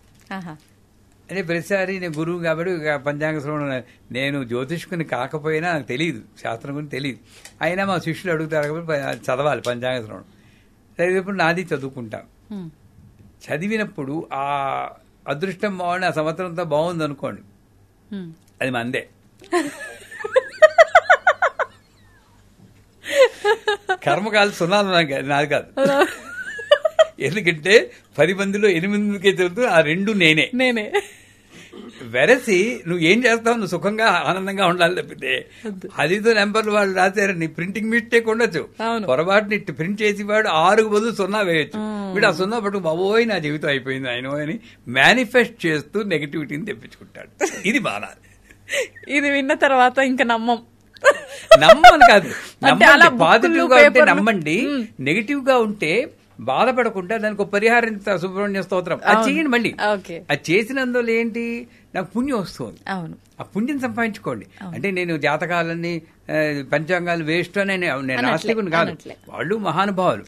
కానీ నా జీవితాన్ని ఆ అంకెల మీద ఆధారం చేసుకుని నేను బతుకు బస్టాండ్ చేసుకోను. నా బాగోలేదనుకోండి, సరే ఏం చెప్పారు వాళ్ళు, చేస్తే పోరా, దాన్ని సాల్వ్ చేస్తుందో లేదో అమ్మ చూసుకుంటుంది. నాకు ఇంకో ఎక్స్ట్రా పూజ వచ్చింది, దాంట్లో ఏముంది, అంతే పుణ్యం వస్తుంది అనుకుని ముందుకు వెళ్ళిపోవాలి తప్పితే ప్రతి నెల ఈ నెల మీకు భార్య భర్తల మధ్య విభేదాలు వస్తాయి, ఆ విభేదాలు వస్తాయి అన్నాడు కాబట్టి దెబ్బలాడుతూ ఉంటాడు వీడు. అది నిజం చేయడం కోసం దెబ్బలాడుతూ ఉంటారు కొంతమంది. ఇవన్నీ మానేసి పంచాంగ శ్రవణం సరిగ్గా ఎందుకోసం వచ్చిందో అది వినేసి, అది కూడా పూర్వకాలంలో అయితే పండితులు కూర్చుంటే చుట్టూరా కూర్చుని వినేవారు. ఇప్పుడు అది లేదనుకోండి, ఎలాగో అలా విని. ముఖ్యమైనది ఏంటంటే అప్పుడు వసంతకాలం, చక్కగా మీలాగా అలా అలంకరించుకోవాలి, ఎప్పుడు అలాగే ఉండాలి. ఆ రోజైనా కనీసం అలంకరించుకుని ఒకసారి ఈ జీవితం అంతా నేను ఆనందంగానే ఉంటాను ఎలా ఉన్నా సరే అని చెప్పి, వసంతకాలంలో కొత్త చిగుళ్ళు, వేప చిగుళ్ళు, కొత్త మామిడి చాలా బాగుంది, నాకు చాలా ఇష్టం. అలాగ నాలో కొత్త భావంలో ఒక నూతన ఉత్సాహం రావాలి. సంగీతము, సాహిత్యము, నాట్యము, లలిత కళలందు ప్రవేశం ఉన్న వాళ్ళు ఆ కళల్ని మనం ఒక్కసారి ఉపాసన చేసుకోవాలి. చేసుకుని పాట పాడు మన ట్రెడిషనల్ డ్రెస్లో ఉండాలి. ఆడపిల్లలు లంగా ఓణీలు వేసుకోవాలి, పరికిణీ జాకెట్ వేసుకోవాలి, పెద్దవాళ్ళు చీర కట్టుకోవాలి. ఆ ట్రెడిషన్ కనీసం ఉగాది రోజైనా పాటిద్దాం. నిజంగా అలంకరణ ఇది బోసిగా ఉండకూడదు, ఇది బోసిగా ఉండకూడదు, ఇది బోసిగా ఉండకూడదు, కాళ్ళకి పట్టీలు పెట్టుకోవాలి. ఒక్కరోజైనా పాటిస్తే, ఆ సంవత్సరం అంతా పాటిస్తే మరీ మంచిది, ఒక్కరోజైనా ఉగాది కాబట్టి అది పాటిస్తే ఆ దాంట్లో ఉన్న ఎనర్జీ ఒక్కసారి అనుభవిస్తే ఏమో అదృష్టవతి మళ్ళీ మార్పు రావచ్చేమో చెప్పలేం. ఇంకొక ముఖ్యం ఏంటంటే సాత్విక చింతనకి, వసంతకాలం అంటే సాత్విక చింతనకి. ఈ వసంత నవరాత్రులను మేము మా పీఠంలో చేస్తాం. గుప్త నవరాత్రులు 4 ఉన్నాయి. 30వ తారీఖు నుండి ఏప్రిల్ 7 వరకు వసంత నవరాత్రులను చేస్తాం.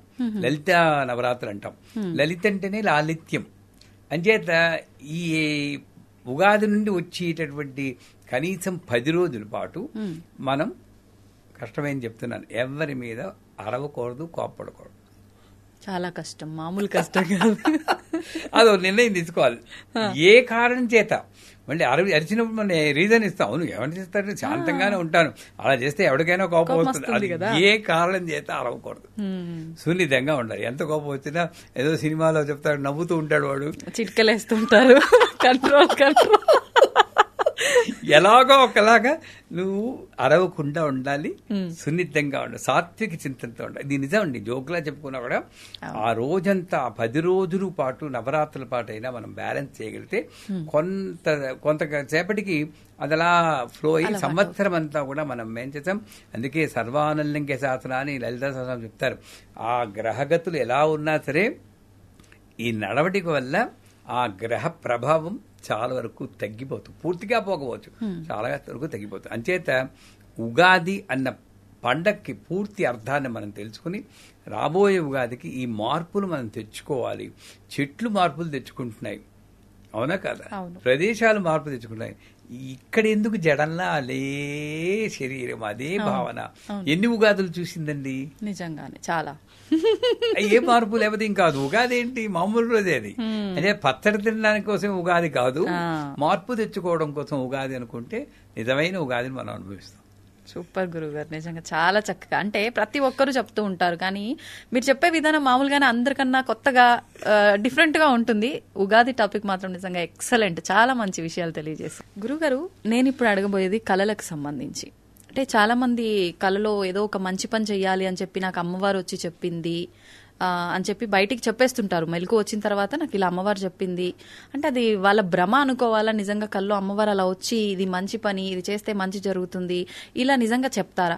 చాలా మంది కలలో నాకు అమ్మవారు ఇక్కడ విగ్రహం ఉంది తీయమని చెప్పి, లేకపోతే అక్కడ ఆలయం కట్టించమని చెప్పి ఇలా రకరకాలుగా చెప్తున్నారని చెప్తారు. అంటే ఇలా చెప్పే వాళ్ళని కొంతమంది నమ్ముతారు, కొంతమంది దీనికి ఏదో పిచ్చి డేలో ఏదో మాట్లాడి ఉంటుంది, దానికి సంబంధించి ఇప్పుడు కళ వచ్చింది అదంతా వదిలేయాలి ఇలా తీసుకుంటాం. ఎలా తీసుకోవచ్చు అంటారు ఈ కళని? ఇంకొక విషయం, ఈ మధ్య కాలంలో నాకు ఒక ఫ్రెండ్ ఒక విషయం చెప్పింది. అది నేను ఇప్పటివరకు ఎవరిని అడగలేదు. ఇప్పుడు ఎట్లా కళల టాపిక్ వచ్చింది కాబట్టి మీ దగ్గర చెప్దాం అనుకుంటున్నా.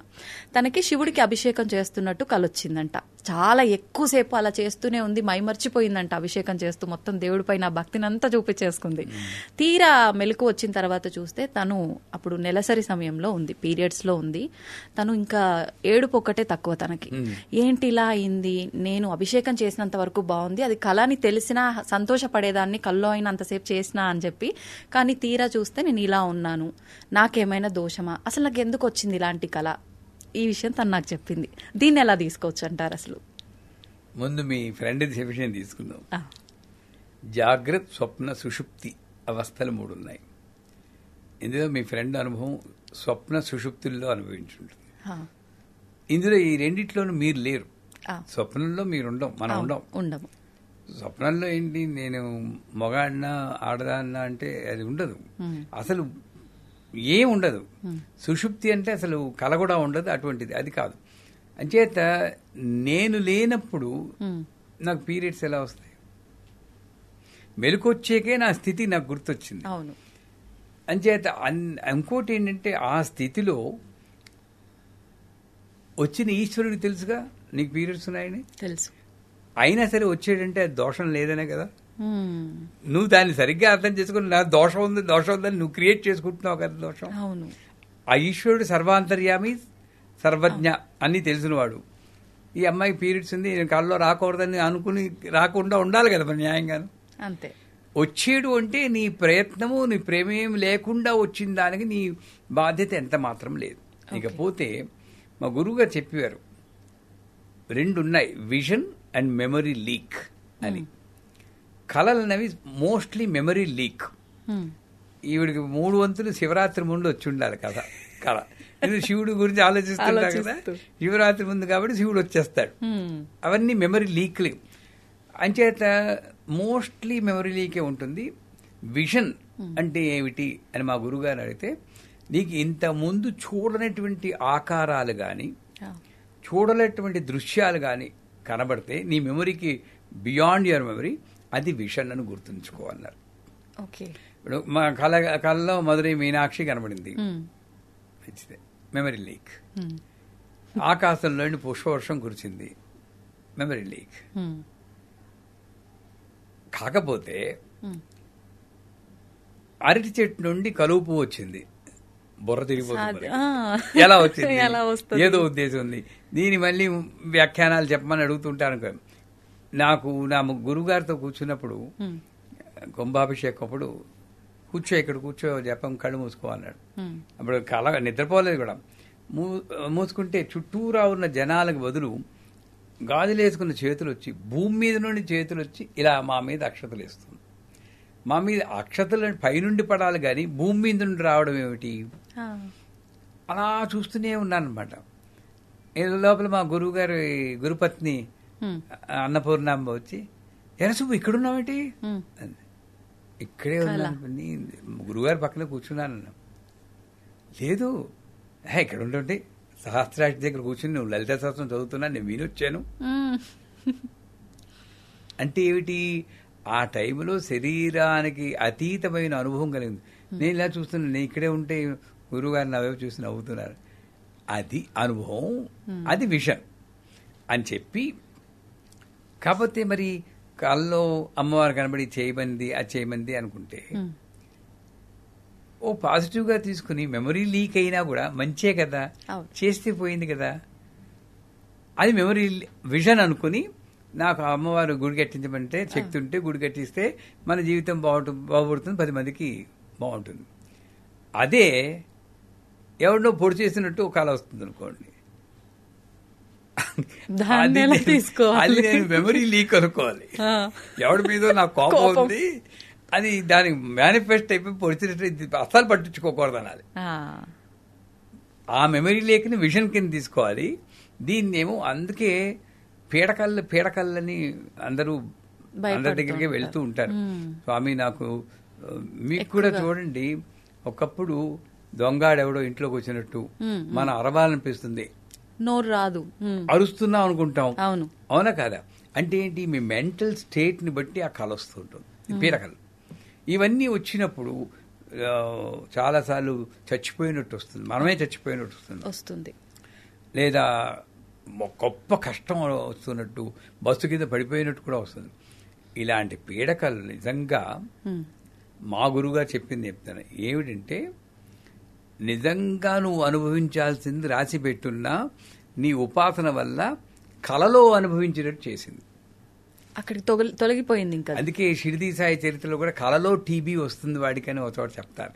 అంటే టీబీ అనుభవించాలి, నిజంగా అనుభవిస్తే సంవత్సరాల తరబడి దగ్గుకుంటూ కూర్చోవాలి. అలా కాకుండా వాడి నమ్మకం వల్ల, ఉపాసన వల్ల నిద్దట్లో కర్మ పూర్తిగా తీసేయలేడు, నిద్దట్లో. అంచేత వచ్చి పీడకలన్నీ కూడా నా యొక్క కర్మ విశేషం చేత నిద్దట్లో అనుభవించేది, థ్యాంక్ యూ అని అనుకుంటే గొడవ లేదు. దీన్ని పట్టుకెళ్ళి మళ్ళీ ఎవరి దగ్గరకు వెళ్ళిపోయి ఇది వచ్చిందంటే అగో పలానా హోమం చేసే అంటారు వాళ్ళు, డబ్బు ఖర్చు అవుతుంది. ఇవన్నీ అనవసరం నా దృష్టిలో. ఏదైనా సరే అమ్మవారు లేలేనండి, మంచి వచ్చినా చెడు వచ్చినా అమ్మవారు. మంచి చెడు లేదు, ధర్మాధర్మ వివిధిత.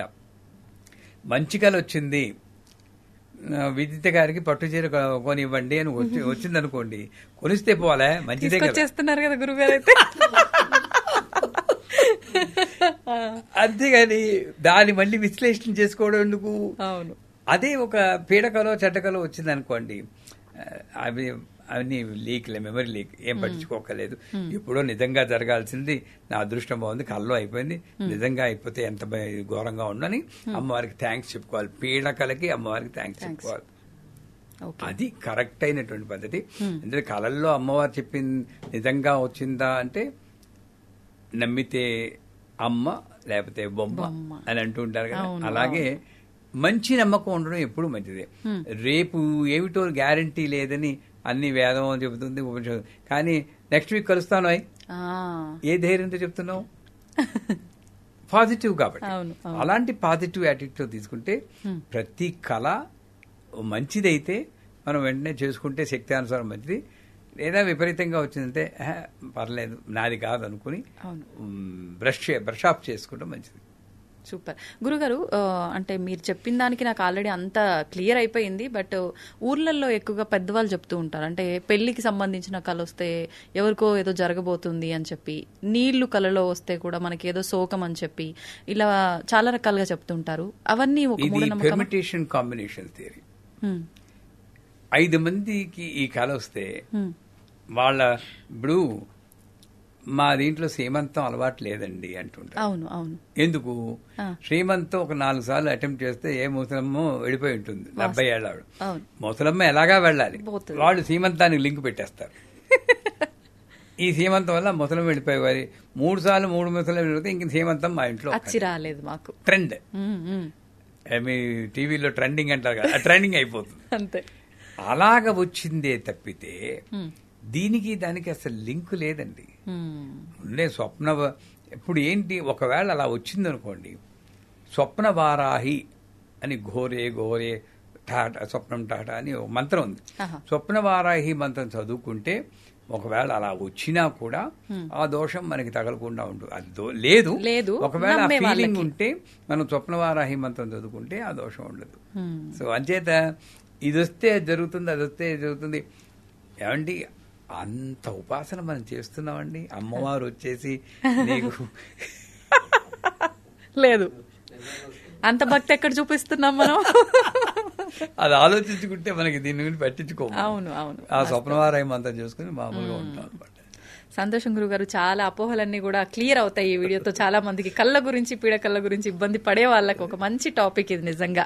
గురుగారు, పంచమానసిక పూజలు అని చెప్పి నేను విన్నాను ఒకసారి మీతో మాట్లాడేటప్పుడు. అసలు ఏంటి ఈ పంచమానసిక పూజలు? నేను ఎక్కడా వినలేదు, ఎవరు కూడా ఈ టాపిక్ చెయ్యలేదేమో అనుకుంటున్నాను. ఒక్కసారి నేను తెలుసుకొని మన ప్రేక్షకులు కూడా మీ ద్వారా తెలియజేయాలనుకుంటున్నాను. దాని గురించి తెలియజేయండి. ఇది సాధారణంగా ఖడ్గమాల, లలితా సహస్రనామం ఇలాంటి స్తోత్రాలు చదివినప్పుడు ధ్యాన శ్లోకం అవగానే పంచమానసిక ఉపచార పూజాం కరిష్యే అంటారు. అసలు పంచ ఉపచారాలంటే ఏమిటి? గంధ, పుష్ప, ధూప, దీప, నైవేద్యం. ఇవి పంచోపచారం. ఎప్పుడు చేస్తామంటే మరి టైం లేనప్పుడు, పొద్దునే ఫ్లైట్ అందుకోవాలి, అప్పుడు షోడశోపచార పూజ చేయాలంటే టైం ఉండదు, అలాగని వదిలిపెట్టలేము, మనసు ఒప్పదు, అప్పుడు పంచోపచారాలు చేస్తాం. ఇది బాహ్యంగా చేసేది. కానీ జనాలు ఏం చేస్తున్నారు? పంచ మానసిక ఉపచార పూజాం కరిష్యే అన్నప్పుడు అప్పుడు కూడా గంధం పైన వేస్తున్నారు. కానీ యాక్చువల్గా చెప్పింది ఏంటి? మానసిక అంటే మనసులో చేసుకోమని. ఈ మనసులో చేసుకున్నప్పుడు తత్వపరంగా చేసుకోవాలి. నేను ఒక 5-6 రోజుల వరకు కూడా నేను తత్వపరంగానే ఇలా కళ్ళు మూసుకుని గంధం అంటే సత్సంగం, నా మనసులో ఉన్న ఆలోచనలు, బయట ఉన్న స్నేహితులు నన్ను సన్మార్గంలో నడిపించేటట్టు అసోసియేషన్స్ బాగుండాలి. పుష్పం అంటే ఇంద్రియ నిగ్రహం, నేను ఇంద్రియాలను అదుపులో ఉంచుకోవాలి అని నాకు నేను టీచ్ చేసుకుంటూ ఉంటాను, అంటే రిఫార్మ్ చేసుకోవడం. అలాగే ధూపం, నాలోని అరిషడ్ వర్గాలు, కోపతాపాలు పూర్తిగా పోవు, కొంతవరకు కంట్రోల్ చేసుకోవాలి. అప్పుడు వచ్చిన నైస్ క్యారెక్టర్ వల్ల వచ్చిన ధూపమే, ఫ్రాగ్రెన్సే ఆవిడకి జీవితమే అర్పిస్తున్నాను అనేది వాదం. దీపము, కళ్ళు మూసుకున్నా కళ్ళు తెరిచినా అమ్మాయి కనబడాలి. అందుకే నేనే ఒకరికి చెప్పాను, ఇక్కడ కనెక్ట్ అయితే అమ్మలని బొమ్మలుగా కనబడతాయి, ఇక్కడ కనెక్ట్ అయితే బొమ్మలే అమ్మలు అవుతాయి. ఇది కరెక్ట్. అంచేత నాకు కళ్ళు మూసుకుంటే నేను లేనిది ఊహించుకుంటున్నాను, కానీ కళ్ళు తెరిచే వస్తే బొమ్మల్ని అమ్మలుగా నేను చేయలేకపోతున్నాను. ఆ చేసి శక్తి నాకు భావించే శక్తి కావాలి అని, అది దీపం. నైవేద్యం అనేటప్పటికీ శివశక్తి సామరస్యం నైవేద్యం అంటారు. అంటే ఒకసారి చెప్పే మనం, భార్య భర్త కొట్టుకోకుండా ఉంటే బ్రహ్మాండమైన నైవేద్యం. ఇప్పుడు మన ఇంట్లో కూడా చూడండి, కష్టమే ఇది, చాలా అమ్మో అసాధ్యం, సుదుర్లభ అంటుంది. ఎందుకంటే మన అమ్మా నాన్నే చూడండి, పెళ్లి చేసాక భార్యాభర్తలు, కొడుకు, కోళ్ళు, కూతురు, అల్లుడు కొట్టుకోకుండా ఉంటే వాళ్ళకి ఆనందంగా ఉంటుంది. మనల్ని పుట్టించిన మా వాళ్ళకే అలా ఉంటే విశ్వాన్ని సృష్టించిన ఆవిడకి ఎలా ఉంటుంది? కొట్టుకోకుండా ఉండరా బాబు, నీ పూజలు బాగానే చేయకపోయినా పర్లేదా అని అన్న ఉద్దేశంలోనే పరశురామ కల్పసూత్రంలో శివశక్తి సామరస్యం నైవేద్యం కల్పాను. అది మానేసి గొంటింట్లోనే 2-3 గంటలు పెట్టి ముక్కుతూ మూలుగుతూ పులిహార, దద్దోజనం, గారెలు, బూర్లు అన్ని చేసి ఇంత 21 చేసి అన్ని తినగలమా? ఇప్పుడు ఉన్నట్టే దీంట్లో తినలేం, హెల్త్ ఇష్యూస్ వల్ల. ఇది తప్పు. ఇది నేను శివశక్తి సామరస్యం అంటే భార్యాభర్తలే కాదు, ఎవరిని చూస్తామో వాళ్ళతో సామరస్యంగా ఉండాలి అనేది. అలాగే మనోలయం ఆనంద కర్పూర నీరాజనం. మనస్సుని ఇప్పుడు నేను మీతో మాట్లాడుతున్నాను, ఇంకా నాకు నా కుటుంబం కానీ, భార్య కానీ, పిల్లలు కానీ, నా సంస్థ కానీ, నేను రేపు మధ్యాహ్నం చేయాల్సిన పూజ కానీ గుర్తు రాకుండా మీతో మాట్లాడితే మనోలయం అది కర్పూర నీరాజనం.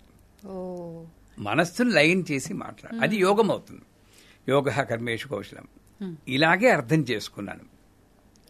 కానీ ఒక 10 రోజుల క్రితం ఇదే చేస్తుంటే మా గురువు గారు ఆవహించారు. ఆవహించడం అంటే సదా గురువుని స్మరించుకుంటూనే ఉంటాను నేను, ఎందుకంటే ఆయన లేకపోతే నా జీవితం లేదండి. Very much ordinary person. కాలేజీలు కట్ చేసి మామూలుగా అన్ని ఆ టైంలో చేసినవన్నీ చేశాను నేను.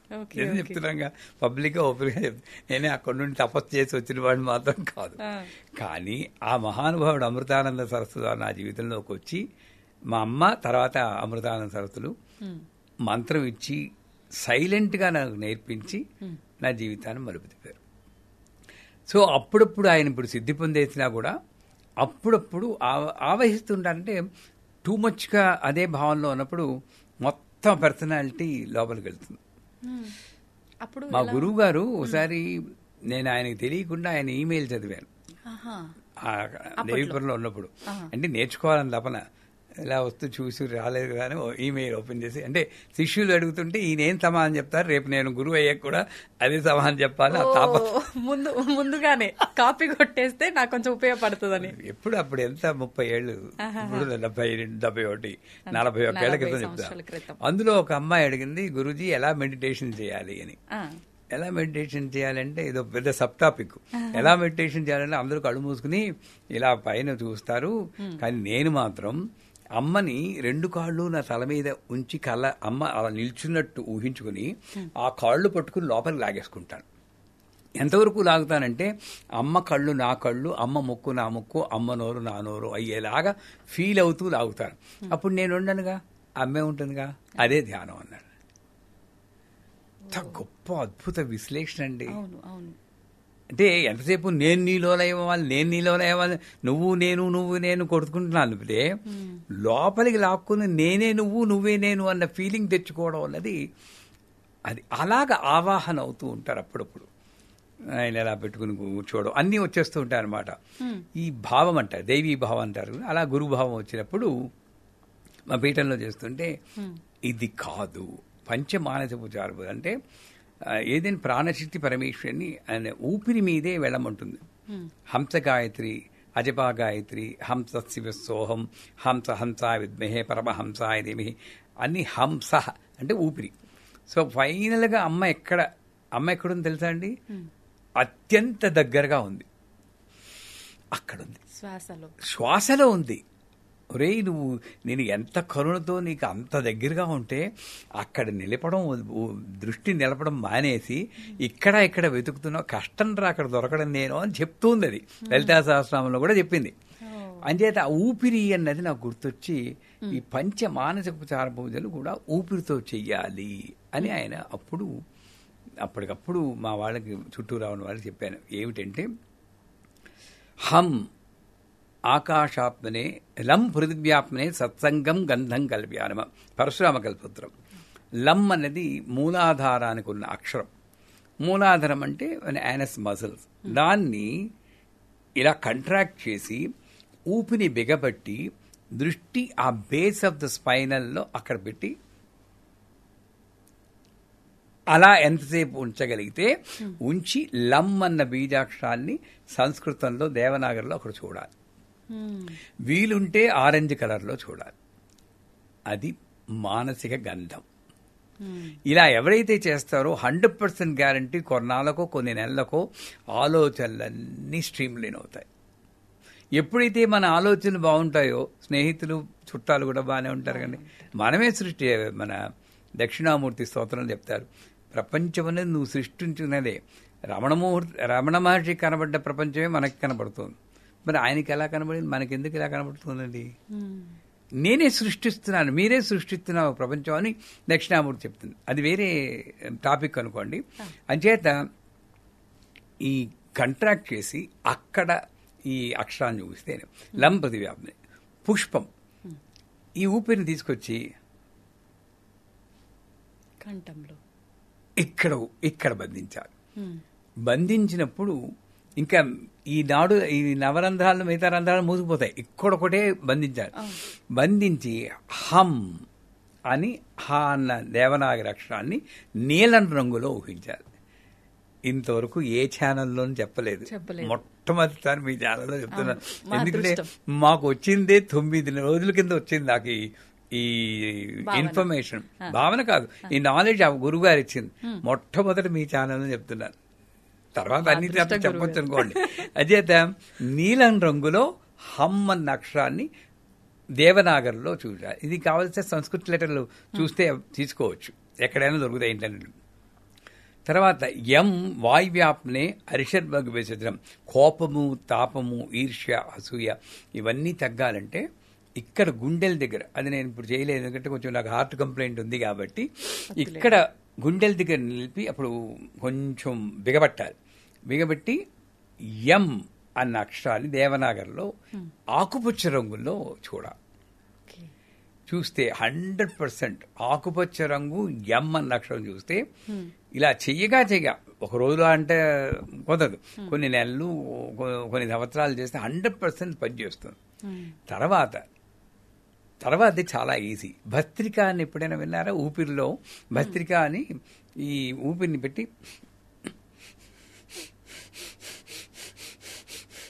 ఈ పొట్ట ముందుకి వెందుకి తీసి అదొక ప్రాణాయామం టైప్లో చేస్తారు కొంతమంది, చాలా బాగా పనిచేస్తారు. ఆ భస్త్రిక లాంటిదే నేనేం చేయాలంటే ఊపిరి బిగపెట్టి నాభిస్థానం దగ్గర ఉంచాలి. ఇక్కడ ఉండాలన్నమాట. ఇక్కడ ఉన్నప్పుడు చెవుల్లో వేడి గాలి కూడా వస్తూ ఉంటుంది బాగా చేస్తే. మరి రమ్మంటే అగ్నితత్వమే కదండి. ఈ అగ్ని అలా పుడుతుందన్నమాట. ఎప్పుడైతే అగ్ని పుట్టిందో అప్పుడు లోపల ఉన్నటువంటి అజ్ఞానము, ఇది అమ్మవారు కాదు, ఇదో మైకు, ఇదో షూరు మైకు, ఇదో నలుపు కలరు, నలుపు అంటే నాకు ఇష్టం లేదు, నాకు ఇష్టం లేదు మీకు తెలుసు, ఇవన్నీ వచ్చేస్తూ ఉంటాయి. ఇవన్నీ బర్న్ అయిపోతాయి. ఇది అమ్మ స్వరూపమే, ఇది అమ్మ స్పర్శే, ఇది వచ్చి శబ్దము అమ్మే, సర్వము అమ్మే, ఇలాగా ఆ స్థితికి వెళ్ళిపోతుందండి. ఎంతసేపు చేస్తే అంతమంది. కాకపోతే మెల్లిమెల్లిగా నేను చెప్పాను కదా అని ఇలా పెట్టి కొంపల మీద తెచ్చుకోకూడదు జనాలు చూసేవాళ్ళు. ఇదంతా చాలా టైం పడుతుంది ఖచ్చితంగా. నెల 2 నెలలు చేసేయచ్చు. ఎవరికి వీలైనంత వరకు అంత చెయ్యాలి. ఇలా చేసి ఒక రకంగా చెప్పాలని పొట్ట కూడా తగ్గుతుంది. అట్లయితే అందరు చేస్తారు. చేశాక తర్వాత వం అమృతత్వాప్నే నైవేద్యం అనేది, అది నేను బాహాటంగా చెప్పకూడదు కనుక అది ఆ ఒక్క ఇది నేను చెప్పను. అది తాంత్రికంగా ఉంటుంది. అది ఏమైనా ఇంట్రెస్ట్ ఉండి అడిగిన వాళ్ళకి చెప్తాం. బట్ అమృతత్వాపం అంటే మళ్ళీ మామూలుగా నేను చూసి వాళ్ళతోటి సఖ్యంగా ఉండాలని అనుకుంటే సరిపోతుంది. లోవర్ అబ్డమన్ని కాన్సన్ట్రేట్ చేయాలి అక్కడ చేసి, అంటే పొత్తి కడుపు మీద ఫోకస్ చేయాలి. అప్పుడు భావం కూడా అక్కడ అక్షరం వం ఇలాంటి అక్షరాన్ని orange colour, red colour, orange కలర్లో ఊహించాలి. కాషాయ రంగు, కాషాయ రంగులో వమ్మను ఊహించి ఇంకొక భావం ఉంటుంది. ఆ భావం నేను పబ్లిక్గా చెప్పకూడదు కాబట్టి చెప్పలేదు. బట్ ఇంతవరకు చాలు నేర్చుకున్న వాళ్ళకి. చివరిగా సంకాలాత్మనే మనోలయం అంటారు. ఇది ఆల్మోస్ట్ ఇంపాసిబుల్. అంటే ఊపిరిని ఇక్కడ నిలపాలి. అసలు ఇక్కడున్న ఊపిరి ఇక్కడికి ఎలా వెళ్తుంది? నేను న్యూయార్క్లో ఉన్నప్పుడు, ఇప్పుడు ఆయన లేదు, సిద్ధి పొందారు, ఒక 96 ఏళ్ల బాబాను చూశాను, స్వామి. ఆయన కళ్ళతో ఊపిరి పీలుస్తారండి. ఎప్పుడైనా విన్నారా? ఒక పేపర్ తీసుకొచ్చి కళ్ళ దగ్గర పెడితే ఇలా ఆడుతుంది ఆయన ఊపిరి వదులుతుంటే. కళ్ళతో ఊపిరి పీలుస్తా అంటే అంత శక్తి మీలోనూ ఉంది, నాలోనూ ఉంది. ఆయన ప్రాక్టీస్ చేసి సాధించుకున్నాడు కాబట్టి ఇప్పటికీ కుంభకోణంలో రాంబా అని ఒక మామూలు పురోహితుడు ఉన్నారు. సమయం వచ్చిందిగా చెప్తున్నారు. ఆయన హోమం ఎలా చేస్తారంటే హోమం గుండంలో పడుక్కుంటాడు మంటలో. మీరు యూట్యూబ్లో చూడొచ్చు, ఫైర్ యోగి రాంబా అని. పడుక్కుంటే గెడ్డం కూడా కాలదండి. అది ఇలా ఇలా ఇలా అంటున్నా. మనం మామూలు కొంచెం వేడి వస్తేనే అబ్బో కాలిపోతుందని వెనక్కి వేడితో హోమం చేసేది. అలాంటి పడుక్కుని ఈ కర్రల సమిధలన్నీ తీసుకుని గుండెల మీద, శిరస్సు మీద పెట్టుకుని ప్రదక్షిణ చేస్తాం. విచ్ ఈజ్ హ్యూమన్లీ ఇంపాసిబుల్ అనుకుంటాం. కొంతమంది భగవంతుడని నమ్మకం లేని వారు సీత అగ్నిలో దూకిందా అన్న ట్రాష్ అంటారు కదా.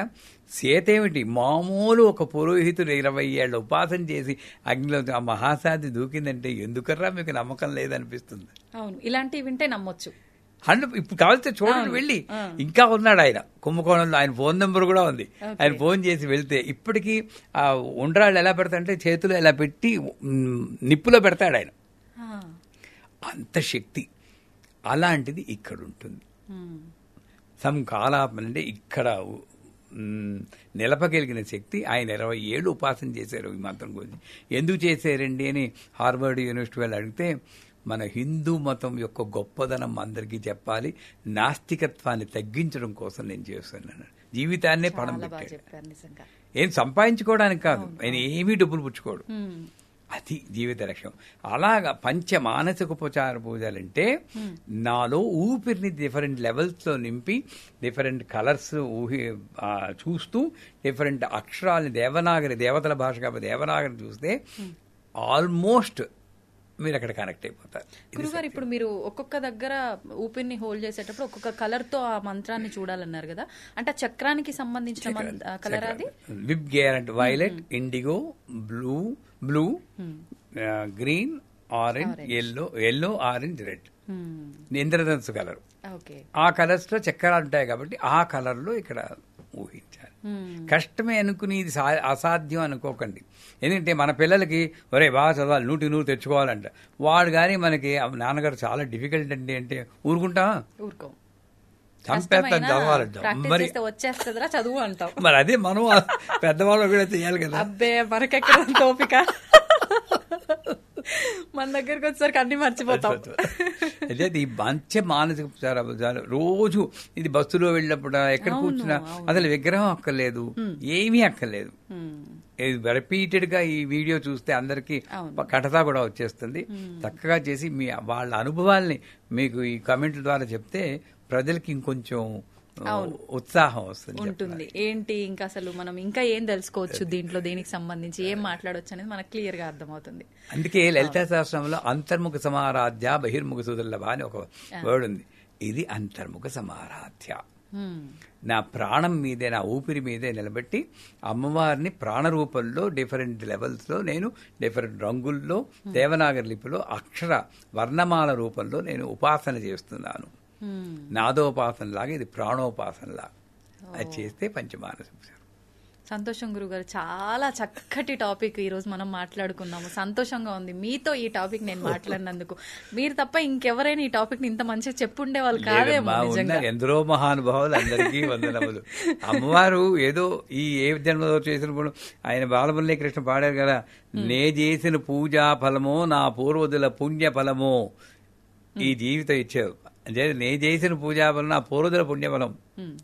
తాతకు ముత్తాతలు అలా ఇచ్చినప్పుడే అందరూ మహానుభావులు అందరూ చెప్తారు. నాకు అవకాశం వచ్చింది, నేను చెప్పాను. రేపొద్దున ఇంకోటి చెప్పచ్చు. గురుగారు, సాధారణంగా అంటే ప్రతి ఒక్కరిలో ఈ డౌట్ ఉండే ఉంటది. ఎవరైనా అంటే బంధువులు గానీ తెలిసిన వాళ్ళు, ఫ్రెండ్స్ ఎవరైనా పూజలు అప్పుడు ఇంటికి ఇన్వైట్ చేస్తే అసలు ఎప్పుడు వెళ్ళాలి, ఏంటి, పూజ అయిపోయే టైంకి వెళ్ళొచ్చులే, వెళ్ళి ఇంతసేపు ఎక్కడ కూర్చుంటాము అనే ఒక ఆలోచనతో చాలా మంది లాస్ట్ లో వెళ్తారు. లాస్ట్ లో వెళ్ళామా, అలా అక్షతలు పూలు దేవుడి దగ్గర వేసామా, తర్వాత తిన్నామా, బయటకు వచ్చామా, ఈ పోకడ ఎక్కువగా చూస్తున్నాం. అసలు ఎలా వెళ్ళాలి, ఏ టైంలో కరెక్ట్ గా పూజకి వెళ్తే అది మంచిది? ఇంకొకటి, వెళ్ళేటప్పుడు చాలా మంది ఉత్త చేతులతో వెళ్తుంటారు, కొంతమంది కొబ్బరికాయో పూలో తీసుకెళ్తారు. అసలు తీసుకెళ్లాల్సిన వస్తువులేంటి, దాని గురించి తెలియజేయండి. తప్పకుండా. ఇది చాలా రోజులుగా నేను అనుభవిస్తున్న బాధ ఇప్పుడు చెప్పుకోవడానికి అవకాశం వచ్చింది. ఓకే. నేను అమెరికాలో 15 ఏళ్ళు ఉన్నాం. అక్కడ నేను చేసినంత సత్యనారాయణ వ్రతాలు, సత్యనారాయణ పూజలు మీరు అతిశయోక్తి కాదు కానీ ఒక 500-600 చేసుకుంటాం. 500-600 ఈవెన్ వీకెండ్ వచ్చిందంటే 8 సత్యనారాయణ వ్రతం, పొద్దున్న 2, రాత్రి సాయంకాలం 2 పెట్టి సాటర్డే సండే ఉద్యోగం చేస్తూ. మన దగ్గర కూడా ఇంతగా చేయట్లేరేమో. అసలు చేసి నాకు కొన్న వీక్నెస్ ఏంటంటే, ఇప్పుడు చూసే ఉంటారు, ఒక టాపిక్ వచ్చిందంటే పూర్తిగా దాంట్లో నిమగ్నం అవ్వాలి.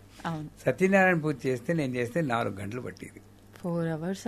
4 hours అంటే అది దేవత, ప్రతి దేవతలు వాళ్ళు మన జీవితానికి అన్వయించుకోవాలి. సూర్యుడు ఎక్కడున్నాడు, దాని స్వభావం ఏంటి, అది ఆ ఎనర్జీ లోపిస్తే ఎటువంటి మార్పు, ఇన్ని ఎక్స్ప్లెయిన్ చేసుకో. అష్టదిక్పాలకులు ఎవరు, పంచలోక పాలకులు ఎవరు, అసలు కథ కూడా వేరేలా చెప్తాం. ఇప్పుడు కథ అనేటప్పటికి కొంచెం బోర్ కొట్టేస్తుంది. లీలావతి, కళావతి అన్ని తెలిసినవే కదా. మళ్ళీ RRR మూవీ 10 సార్లు చూస్తారండో, తేడా ఉందా? నీకు తెలిసిన కదే అని చెప్పి ఇక్కడ అలక్ష్యపడుతున్నావు. మూవీని మాత్రం 10 సార్లు చూస్తావంటే ఎక్కడుంది లోపం, కథలోనా లేక నీ బుర్రలోనా అంటే ఆలోచన. బుర్రలో కొంచెం ఉండొచ్చు, చెప్పే విధానంలో కూడా ఉంటుంది గురుగారు. చెప్పే విధానం అంచేత కథ కూడా 8 అధ్యాయాలు ఉంటాయి. అందరూ 5 చెప్తారు. నేను కొంచెం వాళ్ళకి మార్పు కోసం మిగతా 3 అధ్యాయాలు ఇటు కలుపుకుని మా ఒక్కొక్క దానికి నారదుల వారు నారాయణ నారాయణ కొంటూ వెళ్తుంటే విష్ణులోకంలో వెళ్ళారు, మనసుతో ఊహించరు, కానీ ఇవన్నీ ఎక్స్ప్లెయిన్ చేస్తూ చాలా వాళ్ళకి పట్టిడని చెప్పేవాడు. 4 గంటలు అయింది. ఇది తెలిసి జనాలు ఏం చేశారు, అప్పుడు నేను సుబ్బారావుని, గురుకరుణామే కాదు, చిన్న అప్పుడు ఇంకా గురువుతో రాలేదు, సుబ్బారావు గారు చేస్తే 4 గంటలు అవుతుందని కరెక్ట్ గా 12కి వచ్చేవారు. వచ్చి చేతిలో ఒక బొకే, ఇప్పుడు చెప్పారు కానీ చెప్తున్నాను, ఒక పూజకు కానీ ఒక దేవాలయానికి కానీ వెళ్ళేటప్పుడు కట్టు బొట్టు తీరు ఇవన్నీ ఉండాలి. మనల్ని చూసి మన పిల్లలు నేర్చుకుంటారు. పిల్లలు నేర్చుకుంటే జనరేషన్స్ బాగుపడతాయి. పూజకెత్తు షార్ట్ వేసుకుని టీషర్ట్లు వేసుకుని వెళ్ళడం ఏమిటని చెప్పండి. ఇదే మరి అమెరికన్స్ చర్చికి పిలిస్తే షార్ట్ వేసుకుంటే ఒక చీరేస్తాడు. అక్కడ మాత్రం వీళ్ళు చక్కగా అన్ని కోట్లు అన్ని వేసుకుని వాళ్ళ రెస్పెక్ట్ఫుల్ గా వెళ్తారు. మన హిందూ పూజలకు వచ్చేటప్పటికి ఎందుకు షార్ట్ వేసుకుని, దేవాలయాలకు కూడా షార్ట్ వేసుకెళ్తారు, బొట్టు పెట్టుకోరు ముందు. అవును అవును. సో కట్టు బొట్టు నడవడిక ఇవన్నీ కూడా పూజ వెళ్ళలేకూడదు, వెళ్తే ఇవి పాటించారు. సో వాళ్ళు ఏం చేసేవారు, ఓ షార్ట్ వేసుకుని టీషర్ట్ వేసుకుని చేతిలో బొకే కరెక్ట్ గా 12:30 ప్రాంతానికి వచ్చేవారు. అలా అక్కడ పెట్టేసి సరే ఎక్కువసేపు కూడా కాదు, ఓ 10 సెకండ్ల నుండి డైరెక్ట్ భోజనానికి వెళ్ళిపోయారు. ఇంకా భోజనం తర్వాత 3-4 గంటలు పిచ్చాపట్టి కబుర్లు చెప్పుకునేవారు. అక్కడ టైం ఉంది, కానీ సత్యనారాయణ వ్రతం చూడడానికి టైం లేదు. ఇది చూసి వాళ్ళు విదేశాల్లో ఉన్న వాళ్ళు ఇక్కడ ఉన్న వాళ్ళు కూడా ఆలోచించుకోవాలి ఒకసారి, ఎక్కడ తప్పు జరుగుతుంది. మళ్ళీ ఇలా చేసి నా జీవితాలు బాగోలేవు, నా సంసారాలు బాగోలేవు, నా పిల్లలు బాగోలేండి, ఎలా బాగుంటారు? నువ్వు చేసి కర్మే నీకు వస్తుంది. Every action has got an equal and opposite reaction, Newton third law. అంచేత ఒక పూజకి వెళ్ళేటప్పుడు ఫస్ట్ ఆఫ్ ఆల్ పూజని మొదటి నుండి చివరి దాకా వాళ్ళు ఉంటారు. శుక్లాంబరధరం, నేను 8 గంటలకు పూజ చేస్తానంటే ఒకసారి ఇలాగొచ్చి వేళ 12:30కి నేను లేట్ అయ్యాను. నేను లేట్ అయ్యి 10 గంటలకు మొదలెట్టాను, 8 గంటల బదులు. ఆ 12 గంటలకి అప్పటికి ఇంకా నేను సత్యనారాయణ స్వామి అష్టోత్తరంలో ఉన్నాను. వాళ్ళ ఫేసులు చూడాలి, గతుక్కొని ఇంకా అవలేదా, దొరికారా రావు, కూర్చోండి ఇన్నాళ్ళకి దొరికారు, ఎన్నాళ్ళుండో నా పేరు పోయింది, కూర్చోండి ముందని అంతే, మాట్లాడితే ఊరుకోను కథ వినండి అని చెప్పి అక్కడ కూర్చోబెట్టారు. ఇంకోటి కథ వినేటప్పుడు సాధారణంగా ఆడవాళ్లే ఉంటారు, మగవాళ్ళు పక్క రూమ్లోకి వెళ్ళి కబుర్లు చెప్పుకోవడం, పేకాడుకునే వాళ్ళు మహానుభావులు కూడా ఉన్నారండి. మళ్ళీ అక్షతలు వచ్చేప్పుడు వాళ్ళతో ఉద్ధరించినట్టు అక్షతలు వేర్పడిపోతారు. అలా కాదు, విన్న కథే అయినా కూడా భగవంతుని నామం ఎంత వింటే అంత మంచిది అన్న తాదాత్మ్యంతో వినాలి. చెప్పేవాళ్ళు కూడా అలాగే చెప్పాలి. మీరు చెప్పినట్టు హృదయంగా చెప్పగలగాలి. సే పూజ చేసినప్పుడు ఒకళ్ళు ఎవరైనా పిలిస్తే, ఏ పూజ అయినా సరే శుక్లాంబరధరం అక్కడి నుండి చివరి దాకా, ఆ రోజు ముందుగానే పిలుస్తారు కదా, సడన్ గా పిలవాలి, ఆ రోజు ఎలకేట్ చేసి పెట్టుకోవాలి. పెట్టుకుని చివరి దాకా ఉండాలి. నెంబర్ 1. ఇందాక చెప్పాను కదా, కట్టు బొట్టు తీరు. మనం ఓ పంచ ఏదో లేదా పైజామా కుర్తా లేదా ప్యాంటు షర్టు ఏదో కుర్తా వేసుకుని బొట్టు పెట్టుకుని పిల్లలను కూడా అలాగా అలంకరించి కూడా తీసుకెళ్ళాలి. వాళ్ళకి ముందే చెప్పాలి, ఈ 2 గంటలు మీరు మాట్లాడుకోకూడదు, అక్కడ కూర్చుని వినండి, ట్రైన్ చేయాలి.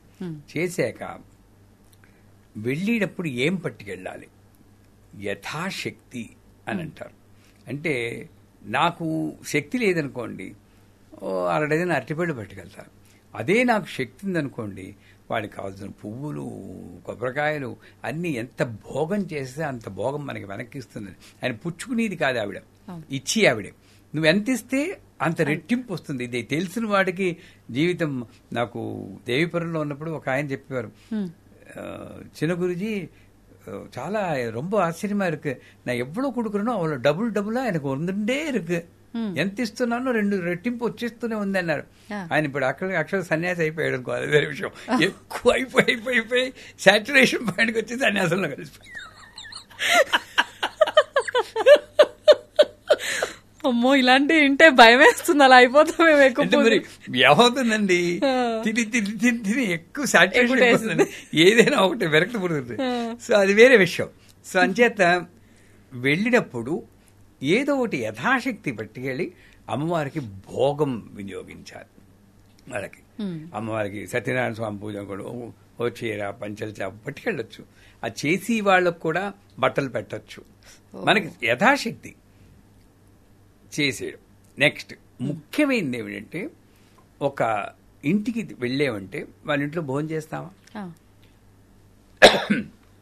సారీ వాళ్ళ ఇంట్లో భోజనం చేస్తాం. భోజనం చేసినప్పుడు రుణపడతాం. వాళ్ళు గిఫ్ట్ కూడా ఇచ్చారంటే ఇంకా రుణపడతాం. ఈ రుణం ఎలా తీరుతుందంటే, ఇప్పుడు నేను సత్యనారాయణ పూజ చేయిస్తే నారాయణాయ నమః గోవింద, నరాయ నమః గోవింద, పద్మనాభాయ నమః గోవింద, ఋషికేశాయ నమః గోవింద, వాళ్ళు సరే గోవింద నామాలు చెప్పిస్తారు. ఏదో యాక్టివిటీ లేకపోతే వాడు బుర్రలు ఎటో వెళ్తాయని ఏదో ఒక యాక్టివిటీ ఉండాలి వాళ్ళకి. అంచేత ఆ గోవింద అన్న శబ్దాన్ని గొణుక్కోకుండా గట్టిగా చెప్తే వాయుమండలం శుద్ధయి మనం ఇచ్చి గిఫ్ట్ ఆ ఇంటికి ఏమిటంటే నామస్మరణే ఆ ఇంటికి ఇచ్చి గిఫ్ట్. నువ్వు చేతిలో ఎంత పెద్ద గిఫ్ట్ పట్టుకెళ్ళు, అది ఇవాళ ఉంటుంది రేపు వెళ్ళిపోతుంది. కానీ అక్కడ కూర్చుని ఒక మంచి భక్తి గీతం ఆలపించడం గాని, ఒక నామస్మరణ చేయడం గాని, శ్రద్ధగా వినడం గాని, నాకు ఈ అవకాశం వచ్చింది, నా ఇంట్లో నేను చేసుకోలేకపోవచ్చు, వీళ్ళు పిలిచినందువల్ల నీ పూజ చేసి భాగ్యం నాకు చూసి భాగ్యం వచ్చిందని థ్యాంక్స్ చెప్పుకుంటూ భావంతో ఉన్నా కూడా ఆ ఇంటికి మంచిది. మనం ఆ ఇంటి వాయుమండలాన్ని శుద్ధి చెయ్యాలి. ఇది వాడి కర్తవ్యం. మనకి తెలిసిన పదం శ్లోకాలే వస్తూ ఉంటాయి. శుక్లాంబరధరం ఆ పూజారి గారు చెప్తుంటే మనం కూడా చెప్పగలిగితే ఇది స్తోత్ర పారాయణ అనేది మనము పాల్గొనాలి. నెంబర్ అయిపోయిందా? తర్వాత ఇంకా చివరగా చెప్పాలంటే భోజనం. ఆ భోజనం చేసేటప్పుడు కూడా ఒక పూజకు ఇచ్చిన భోజనం ఈ మధ్యని బఫేలు వచ్చి పాడు తీసేయండి. అవును, నా ఇంట్లో ఇప్పటికీ మా పీఠంలో మామూలుగానే కిందనే వడ్డిస్తాం. కూర్చోలేని వాళ్ళకి టేబుల్ వేసి వడ్డిస్తాం. మేమే వడ్డిస్తాం. నేను ఏదో ఒక డిష్ నా చేతితో నేను వడ్డిస్తాను. ఎందుకంటే పూజ ఎవరు చేస్తున్నారో వాళ్ళ చేతులతో వడ్డిస్తే వచ్చే పుణ్యం, ఇంకా చెప్పాలంటే వాళ్ళు తిన్న ఆకులు ఎత్తితే వచ్చే పుణ్యం ఎంతని చెప్పడానికి అలవి కాదంటుంది శాస్త్రం. మరి ఇంత డబ్బు ఖర్చు పుణ్యం ఆ క్యాటరింగ్ వాడికి ఎందుకండి ఆ పుణ్యం ఇచ్చేయడం? అవును, నువ్వేమనుకుంటున్నావు? డబ్బు ఖర్చు పెట్టేస్తున్నావు. మనం ఏం చేస్తున్నావు? ఎంగిల్ పిల్లలు పెట్టుకు ముష్టాడిలా వాళ్ళ దగ్గర నిల్చుంటున్నావు. అందుకే పెళ్లిళ్ళకి వెళ్ళటం లేదు ఈ మధ్యని. బఫేలు అంటారు. ఆ ఎంగిల్ కంచె దానికి తగిలిస్తూ ఉంటారు. వాడేమో ఇలా వేస్తూ ఉంటారు. జీవిత పరమహద అయిపోయి నాకు నిల్చునే భోజనం చేస్తుంటారు. అన్నం పరబ్రహ్మ స్వరూపం ఎలా తిన, ఇవన్నీ వాళ్ళు పెద్దవాళ్ళు చెప్పింది మనం పాటించకపోవడం వల్లే సగం ప్రాబ్లమ్స్ లో పడుతున్నామండి. ఈ నించోటి తినడం కూడా ఆ ఆహారం విష తుల్యం అవుతుంది అని చెప్పి అంటారు కదా గురుగారు. తప్పకుండాను. ఆ తినడం కూడా ఏవో కబులు చెప్పుకును, టెన్షన్ పడుతును, హాయిగా కూర్చుని మఠం వేసుకుని కింద కూర్చుని, నేను ఇప్పటికీ కింద కూర్చుని భోజనం చేస్తారు మా పీఠంలో. ఇక్కడైతే కుర్చీలో కూర్చోబెట్టి మాట్లాడతానే, నన్ను అడిగితే కింద కూర్చొని చక్కగా మాట్లాడుకోవచ్చు. ఓ, ఏదన్నా నిజంగా వాస్తవంగా ఒప్పుకోవాలి. మీరు కూర్చుంటారేమో కానీ మేము కూర్చోలేము అంతంసేపు. సో నేల మీద కూర్చోబెట్టి వాళ్ళకి మనం వడ్డించాలి కొసరి. ఇట్లాగా ఆ పూజకి వెళ్ళినప్పుడు మనం కూడా భోజనం చేసేటప్పుడు భోజనం మొదలెట్టాని ముందు భోజనకాలే హరినామస్మరణే గోవింద గోవింద అన్న నామం చెప్పేకే మొదలెట్టాలి. ఒక పంక్తి. అది లేదు ఇప్పుడు. లేదు. ఐటెం వేసినట్టు తినేస్తున్నారు. అవును, ఎప్పుడు పెడతారా తినేద్దాం. ఏదో బంగ్లాదేశ్ వచ్చిన రెఫ్యూజీలా తినేస్తున్నాం మనం. ఇది తగ్గించుకోవాలి. ఆ భోజనం చేసేటప్పుడు హరినామస్మరణ చెప్పుకుని తింటే, ఇలాగ మనం గాని ఒక పూజకి వెళ్ళినప్పుడు చేస్తే పట్టుకెళ్ళి ఈ వస్తువులు మన కట్టు అక్కడ నడిచి తీరు భోజనం తీరు చేస్తే చూసి వాళ్ళకి పుణ్యం, ఆ చేసి వాళ్ళకి పుణ్యం, ప్రతి పూజ సఫలీకృతం అవుతుంది, మనకి పుణ్యం వస్తుంది. అవును, కొంతమంది ఇంత హడావిడి చేసి ఇంత ఖర్చు పెట్టి చాలా ఆడంబరంగా చేస్తారు, భక్తితో కూడా చేద్దామన్న ప్రాసెస్ లోని ఇదంతా చేస్తారు. తీరా పూజలో కూర్చున్న తర్వాత దంపతులు ఇద్దరిలో మగవారు ఎక్కువగా నిద్రపోయే వాళ్ళు కనిపిస్తున్నారు ఈ మధ్య సత్యనారాయణ స్వామి వ్రతంలో. నా కల్లారా చూసాను నేను చాలా సార్లు. అప్పుడు ఇంకా అసలు ఫలితం ఏముంటుంది గురువు గారు? వేర్ ప్రయారిటీ అండి. ఇది నాకు అవసరము అనుకున్నప్పుడు నిద్రపోవు. వాళ్ళకి ఏంటంటే మొక్కుబడిగా చేస్తున్నారు తప్పితే సంవత్సరానికి ఒకసారి ఏదో ఇల్లు గృహప్రవేశం సత్యనారాయణ పూజ చేసుకోమన్నారు, చేసుకుందాం. ఈ మార్పు మారాలి. అందుకే మరోలా అనుకోవద్దు. నేను అమెరికాలో ఉన్నప్పుడు ఏదో పూజ చేస్తుంటే నా సెల్ ఫోన్ మోగింది. అప్పుడు జల్సా సినిమా రిలీజ్ అయింది. గాల్లో తేలినట్టుందే, గుండె ఊగినట్టుందే, ఫుల్ బాటిల్ ఎట్టి దింతకుండా తాగినట్టుందే అని తేనె పట్టు మీద రాయి పెట్టి కొట్టినట్టుంది ఆ పాట. నా కర్మగాలి అప్పుడే మోగింది. సత్యనారాయణ వ్రతం చేస్తున్నాను నేను. వాళ్ళ ఫేసులు చూడాలి, ఈ పొరపాట్లు పిలిచావా అని. నేను అమ్మవారిని మొక్కుకున్నాను, అమ్మ తల్లి నన్ను నువ్వు రక్షించాల్సిన బాధ్యత నీదే అంటే అప్పుడు అమ్మవారే భావన ఇచ్చింది. ఏమిటరా ఇది సినిమా పాట అనుకున్నారా? ఒక ఉపాసనలో ఉన్నవాడికి మనస్థితి గాల్లో తేలినట్టుంది. దాన్ని ఖేచరీ విద్య అంటారు. ఖ అంటే ఆకాశం. వాటర్ కవరింగ్ ఆవిడ కవర్ చేసింది, నేను కాదు. అంటే వాడికి అలా తేలిపోతుంటాడు. సంసారంలో ఎన్ని బంధాలున్నా ఏం పట్టుకోదు. గుండె ఊయినట్టుండే వాడికి దేని మీద దృష్టి ఉండదు. అమ్మవారి మీద తప్పితే తేనె పట్టు మీద రాయి పెట్టి కొట్టిన తేనె పట్టు మీద రాయి పెడితే తేనెటీగలని అని ఓంకారం వినబడుతూ ఉంటుంది. ఫుల్ బాటిల్ ఎట్టి దించకుండా తాగినట్టుందని అంత ఉన్మాద స్థితి తన్మయత్వంలో ఉంటారు, మత్తుగా ఉంటారు. ఇది ఆ పాట. సూపర్. నాది కాదు, ఆవిడ థ్యాంక్స్ చెప్పాలి.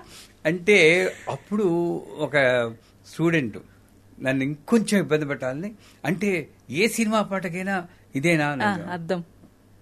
ఒక్కసారి అమ్మని తలుచుకుని నువ్వే ఈ పిల్లవాడికి సమాధానం చెప్పాలి అని ధైర్యంగా ఎస్ ఏ సినిమాను అంటే ప్రేమ్ నగర్లో ఎల్లారీశ్వర పాటకి చెప్పండి, లే లే లే లేపమంటావా అని కరెక్ట్గా చెప్పేవారు ఆయన.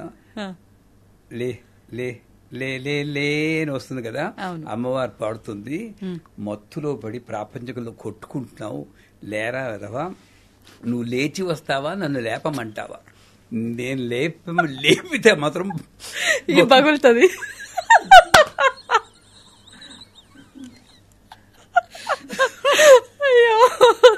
ఇంక నోరు మూస్తాడు. ఇంకెక్కడ అన్నారు మీతో పెట్టుకుంటే కష్టం అంటే ఏదైనా ఇలా తిప్పేస్తున్నారని.